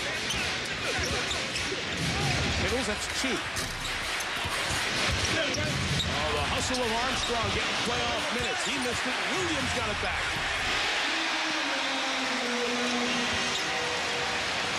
Some of the role players having big games for the Nets. Williams is 5 of 5 from the field, has 12 points. Now, when you're trying to come back, you can't turn the ball over, and you can't give up extra shots. Those are two things that can't happen. Frank Williams on Brandon Armstrong, not what we thought we'd see. Penny has to force. I don't think that beat the clock. It did not. No shot. And quarter 3 is over. A quarter dominated by the Nets defense and the Knicks' inability to get it going. They only hit 3 field goals and turned it over 5 times. Nets win that quarter by 11 on their way to winning game 1 as we head to the fourth. The NBA playoffs on ESPN continues after these messages. On a gorgeous day here in New York, the defending champion of the National Hockey League. The New Jersey Devils eliminated. That means this building clear for the Nets the rest of the way for their run. They hope back to a third consecutive NBA Finals. Tomorrow on TNT, they'll start their playoff coverage with the Hornets and Heat in Miami. Carmelo Anthony and the Nuggets taking on Kevin Garnett in Minnesota at 9:30 Eastern. And Tuesday on NBA TV, Boston, Indiana Game 2. Game 1 won by the Pacers today, 104-88. Pacers, much like Lawrence Frank's Nets, had a great great quarter. Indiana in the second quarter had a 30-8 run to end that first half, and that really put Boston out of touch the rest of the way. Jermaine O'Neal and Ron Artest at 24 for the Pacers. Here, Aaron Williams misses his first shot of the game. Nets lead 86-68. Well, the Knicks are going to have a phenomenal offensive quarter. They're going to have to get up to the 30. I always try to figure at the end of the third quarter, I'll look, and if a team has a big lead, I'll think, let's say the Nets have a horrible offensive quarter. 12 points. Okay, 12. I was thinking 14. So let's say 100. So if you're the Knicks, you're going to have to get 32, 33, 34. They're going to have to score, which means you got to push the tempo a little bit. If you can get some open threes, you got to take those.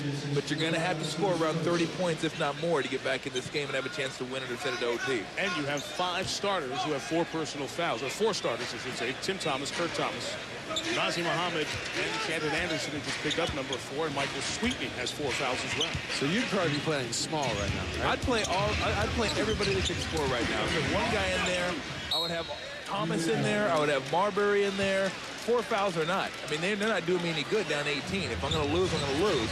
No saying what I'm saving for when I'm down 23 and they have 5. Doesn't matter. I would get guys in there and just say, look, we got to try scoring. Let's get it going. And also try to create some turnovers. If you make some defensive plays, it helps you get up down the court. Sweetney passes to Frank Williams, 2 guys who are making their playoff debuts on the floor for the Nets right now. Defense by Kenyon Martin, twice knocking it away from Anderson, and we'll have a shot clock violation on New York. And this is not what you call an offensive unit the Knicks have out on the court right now. Offensive, yes. Offensive, no. Tim Thomas comes in. Well, there's also a point in the game where a coach has got to understand it's probably not going to be a win. But what can you win getting out of the game?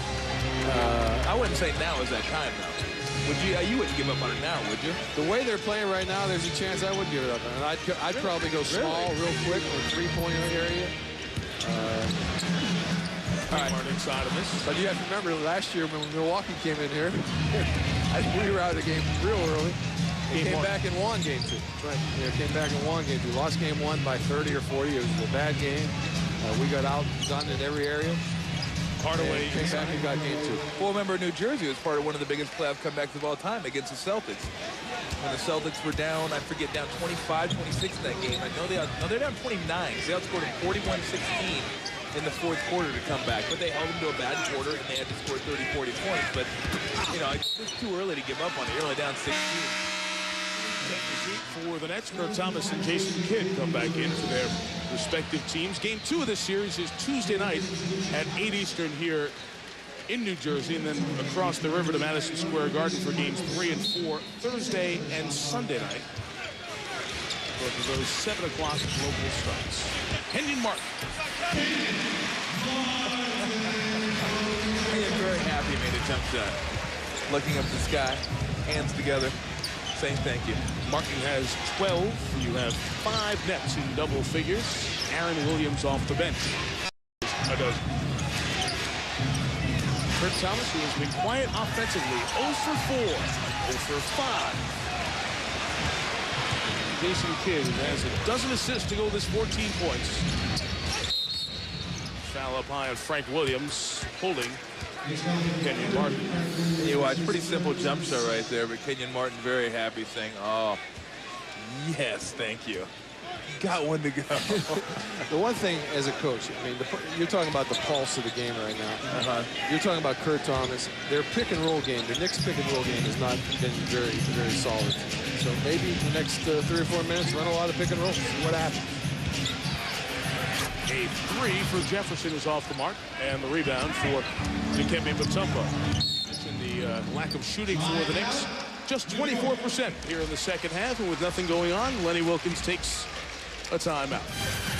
9:06 to go. Sports Center follows us, a doubleheader tonight on day one of the long quest to win the Lawrence O'Brien Trophy. Start the car. ESPN's presentation of the NBA playoffs, brought to you by The Day After Tomorrow, in theaters May 28th. The new Chevrolets, 10 new cars and trucks in 20 months, an American revolution. And Renaissance Hotels and Resorts, non-conforming to your highest standards, uniquely Renaissance. Bloomberg News Service is reporting Stephen A. Smith has confirmed that LeBron James will be named Rookie of the Year. He will become the first Cleveland Cavalier to ever win the award. We go from one young prodigy to another. Right next door to our basketball game, Freddie Adu, just 14 years old. The MLS player gets his first goal, but DC United loses the game. 31,000 people checking out Freddie in the Meadowlands. Okay, Kevin, thank you. That's just happening right across the parking lot at Giants Stadium, where the Metro Stars are playing DC United. There you see the 9 individuals in double figures, leading scorers on both sides. It's been a pretty busy day in like a 10-mile circle to Times Square, Giants Stadium, Continental Airlines Arena, and Secaucus, New Jersey, the NBA Entertainment Studios, a few miles away. We've had 4 ESPN shows here this afternoon. The shoot-around guys doing their job in Times Square, the Metro Stars game, the WNBA draft, and this one here. Not that that means anything, but just thought I'd point it out. Martin inside for 2 in the Knicks. Nets have the largest lead of the game at 20, 90-70. Knicks have only scored 15 points in the second half. Tasty. Tim Thomas on the take, and the foul is called. What happened to him? Tim got in foul trouble. Yeah, he got the 4th foul very early in the 3rd quarter, and he's been on the bench while this period of misery is going on. And I think they need him. I think it's very obvious he's the second option of their offense. Yeah. He's the guy that, with the matchup with Jefferson and Timmy, they're going to see him touch the ball, back him down a little bit, play a little bit on the post, also give him some ices. And right now, the loss of him in the 3rd quarter, obviously, along with some other things, caused the Knicks to hit a fumble. And their captain, Allen Houston, forced to sit on the bench. Guy who missed 10 games in his 7 years as a Knick. Missed a long stretch here at the back end of the season with a left knee problem after right knee surgery last year. He's at Michael Jefferson right to the goal. Re-extends it to 20. Allen Houston had surgery on his right knee, a microfracture surgery. That's the same type of surgery Chris Webber had, Penny Hardaway, Terrell Brandon. Potentially Jamal Mashburn could be in that boat, although that is not sure yet. Thomas, wild shot because of the Jefferson defense. And Kurt Thomas gets the putback. But compensating for the pain in the right knee early on in the year has caused back injuries, left knee injuries, left knee that was operated on a few years ago, left quad injury. Tim Thomas picks up foul 5. He hit Jefferson. So it's been an injury-filled year for Allen Houston. ABC brings you first round of action of the NBA playoffs. Dallas, Sacramento. Our coverage begins at 3 Eastern. Not 3:30 Eastern. Our coverage begins at 3 Eastern. And you'll see the tip half hour after that. Sacramento, Dallas, game 1. Martin missed the flush. Pitt takes 3. Oh, elbow. And Tumbo comes down hard, and he is fouled. So that game coming up tomorrow on ABC, the home of the NBA Finals. Foul on Jefferson is his 5th. The New Jersey Nets are trying to get back to the finals and succeed. They've been there twice, knocked out by eventual champions, the Lakers and the Spurs. Trying to become the first runner-up since the 1989 Detroit Pistons to win an NBA title in the following season. The Nets have been good in the second half. The Knicks have been just very poor on the offensive end. Thus, the lead, which was 7 at the break, is ballooned to 18. And Kurt Thomas is having a tough night. 1 of 8 from the field, just 4 points. A reminder, Sports Center will follow as soon as we're done, and then the night end of our quadruple header to open the 2004 playoffs. The Western playoffs get going. Memphis, San Antonio. What do you guys think are keys in that series? Well, I think both games are offensive teams versus defensive teams. I think San Antonio is the best defensive team in the NBA. Memphis is one of the most explosive offensive teams. I think the similar personality with the Lakers and, of course, against Houston. Well, I don't think you should read too much into Memphis winning the season series 3-1. It's playoff time now. They're going to have somebody to come down on Tim Duncan. Tony Parker's playing as well as he has all year. But I think Memphis can push him more so than people think. I mean, this is not a team that fluked its way into 50 wins. They were one of the better teams in the NBA the second half of the season. So I think it's going to be a fun series, interesting. But I think the experience factor that San Antonio's been there, Memphis' first time in the playoffs, not just as a team, a lot of those players, this is their first time in the playoffs. That's going to be a huge factor. Foul on Mutombo. Vin Baker's going to check in. I think also teams that have never been in the playoffs, like the Knicks. Knicks have been in the playoffs a lot, but this is an unknown team playing in the playoffs, and Memphis is an unknown team. And sometimes those teams might win a game, and they start celebrating. And they don't realize to win a series, you got to win 4 games. And each game becomes more difficult to win. You win your first one, you can celebrate a little bit. The second one's a little bit harder. The third one's even more difficult. And then the fourth one sometimes, of course, is impossible. And sometimes a team doesn't understand the progression that you go through in trying to win a 4-game series. Jason Collins for free throws. He has 8 to get that 4th win to move on to the next round. You get a day to rest and then go again. Thomas, one-on-one move on Kenyon. Hard foul by Jason Collins, and Thomas hits the deck hard. It will be called a flagrant foul. And they will come check on Tim Thomas, who went down in a heap. Dangerous play, and they did call flagrant right away. Before I see it on replay, Mike, I don't think that was a flagrant at all. And we're going to see, but it looked like Jason Collins just went up to try and block the shot. You know, that's tough because I think they probably made the proper call. I don't think Jason Collins tried to hit him. But when the hand comes across the neck, then I think you probably have to call it, even though there was nothing malicious about that. Well, his hand came close to the face. And then, of course, the fall was so dangerous. And I think what the NBA is trying to do is take away situations that are dangerous. There's a flagrant one that was called. The Knicks medical staff out to check on Tim Thomas. So as they do, we'll step out for a minute. Vin Baker and Penny Hardaway helping Tim Thomas, who very gingerly and with assistance is just a moment ago been walked over to the Knicks bench and up the tunnel to be checked out by the Knicks doctors. A flagrant one called on Jason Collins. So as a free throw shooter will come in to shoot, let's take a moment to check the Chevrolet game track. Those of you just joining us, Stephon Marbury very quiet after a good first quarter, held scoreless here in the second half. Just 2 assists as well. Meantime, Jason Kidd has been dealing and dishing with a dozen assists to go with his 14 points. The fast break story has been one of the best teams in the league, getting the job done. Nets 24, Knicks 4. 20 the difference there. 20 the difference in the game. 94-74. Nazim Muhammad has been selected by the Nets to come in and shoot the free throws. We have the flagrant and then the personal foul as well. Just to talk about flagrant 1 and flagrant 2, people watching the playoffs who don't watch all season, the language is flagrant 1 is unnecessary contact committed by a player. If flagrant 2 is unnecessary and excessive contact, and that was obviously in the act of the play, that's a flagrant 1. And during the regular season, your flagrant foul point totals up to the point of automatic suspension when you reach a certain threshold. However, in the playoffs, the clock starts anew. So anything that may have happened with a flagrant in the regular season does not impact once you get here in the postseason. Well, I think a good call by the officials there because you just don't want it to get to a point where you don't call flagrant, then you get retaliation at the other end in a 20-point game. So I think a nice job by them, although I will say this.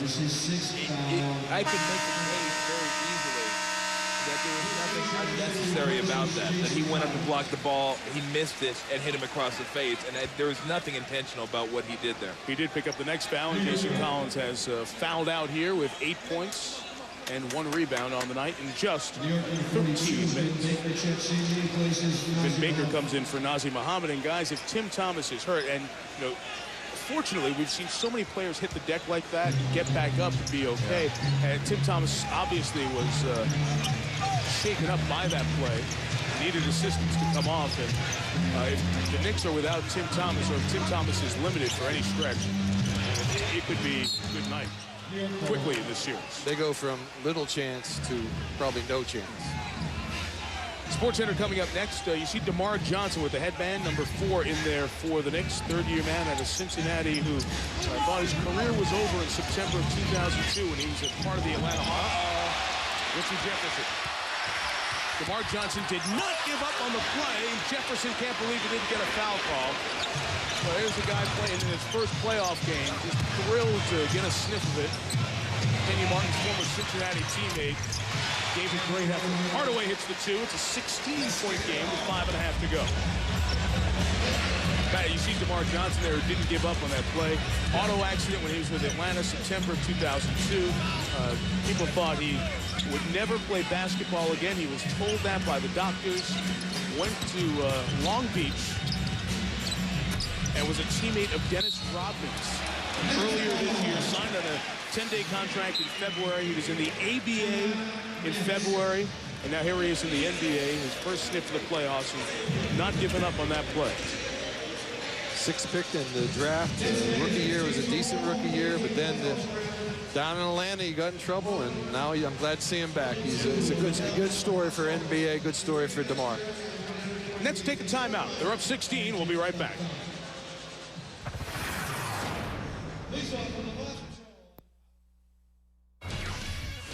Coming up on SportsCenter after Taco Bell, Kevin Frazier in the studio. Not a great start if you are a Celtics fan as the Pacers blow out Boston in Game 1 of their series. Jermaine O'Neal had 24 points and 11 rebounds. Ron Artest added 24 points in this game.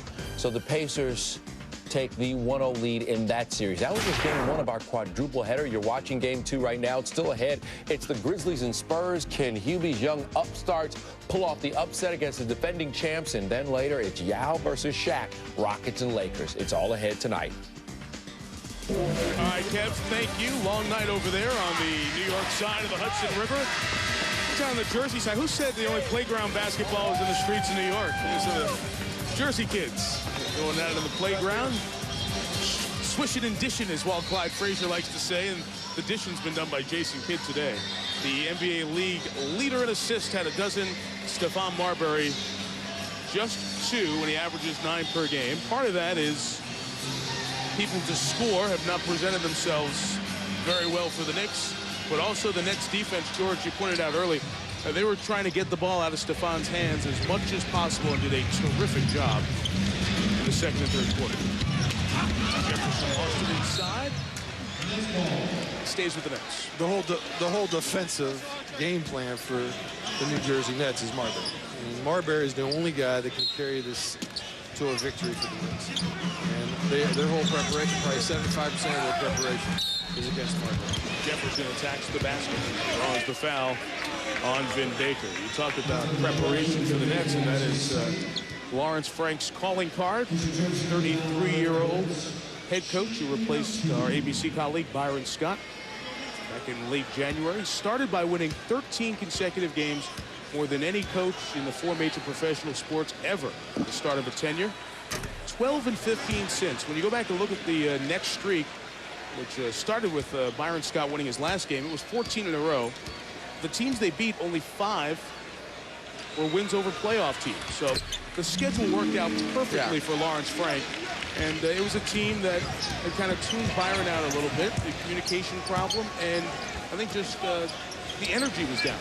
And the change kind of woke everybody up and reasserted the energy for this team. Yeah, and it shouldn't surprise anybody. I mean, they do that in every sport. Whenever we're getting ready to fire somebody and hire somebody else, I mean, they're going to give them some easy games. I mean, it makes sense to do that, and it shouldn't come as a surprise like, oh, it just happened to work out that way. I mean, things are planned that way, that if you're going to bring in somebody new, you want to make it an easy transition period, and you want to make yourself look good. If you're going to fire somebody and hire somebody else, you don't want to stick him with like 8 tough games. He goes 2-6, and you look like an idiot for firing somebody and then hiring somebody else. So you're going to try to make it as seamless as possible, make it easy for him, and make yourself look halfway good, halfway decent. Yeah, stick those losses with the guy you're going to fire. Yeah, exactly. And that's not taking anything away from what Lawrence Frank has done or the job he did. You talked about Lawrence, and he doesn't look like the most likely guy to be an NBA head coach. A lot of comparisons made here in New York to Jeff Van Gundy, similar physical stature in terms of their height. Although I happen to think they're of normal height, to be honest. I think the rest of you guys are too tall. But, you know, Lawrence Frank was great. He said he was a non-denominational basketball player. He played at the Jewish Community Center and the CYO. He didn't care what he just wanted to be a part of basketball. He wasn't the best athlete in the family, but that's where his love of the X's and O's and the coaching angle of the game won him over. That's how he found he could have a future in this game. Here he is coaching in the playoffs against the team he watched as a kid, the Knicks. Kenyon Martin gets the putback there. He has a wife, Susan, and a couple of daughters. He said he actually did get home last night for some sleep. He brings that football coach's sleep in the office mentality to it here in his first season. And you understand that. He's waited his whole life for this chance. You think he's going to leave any stone, I hate to say unturned, but I will, because I have no other alternative for the cliche. I think over the last 2 years, the Nets have used the first round of the playoffs to kind of rejuvenate their fire, their fervor for the game of basketball. 2 years ago against Indiana, the series won 5 games, an overtime game in the 5th game. When it was a best of 5. Yeah, best of 5 series. Last year against Milwaukee, the game was a 2-2 series going to Game 5. Milwaukee played them very well on this game, on this court in Game 5. They went on to get to the championship round. Richard Jefferson in the open court, able to finish. He has 21 points. They seem to need kind of a slap to get a focus, to get the fire rekindled and move on. And I don't know, you could argue that this team has had a little too much drama in their season with the kid Scott problem. Kenyon Martin has a contract situation, new ownership. You got a lot of injuries, the moving of the franchise, a possibility. You know, a lot of times when you have that many distractions, you can ask the question, is the distractions taking the energy away from the team? The energy's been here tonight. Up 21, they take a timeout so they can clear the bench. SportsCenter's coming up, and then the other 2 games in our opening quadruple header.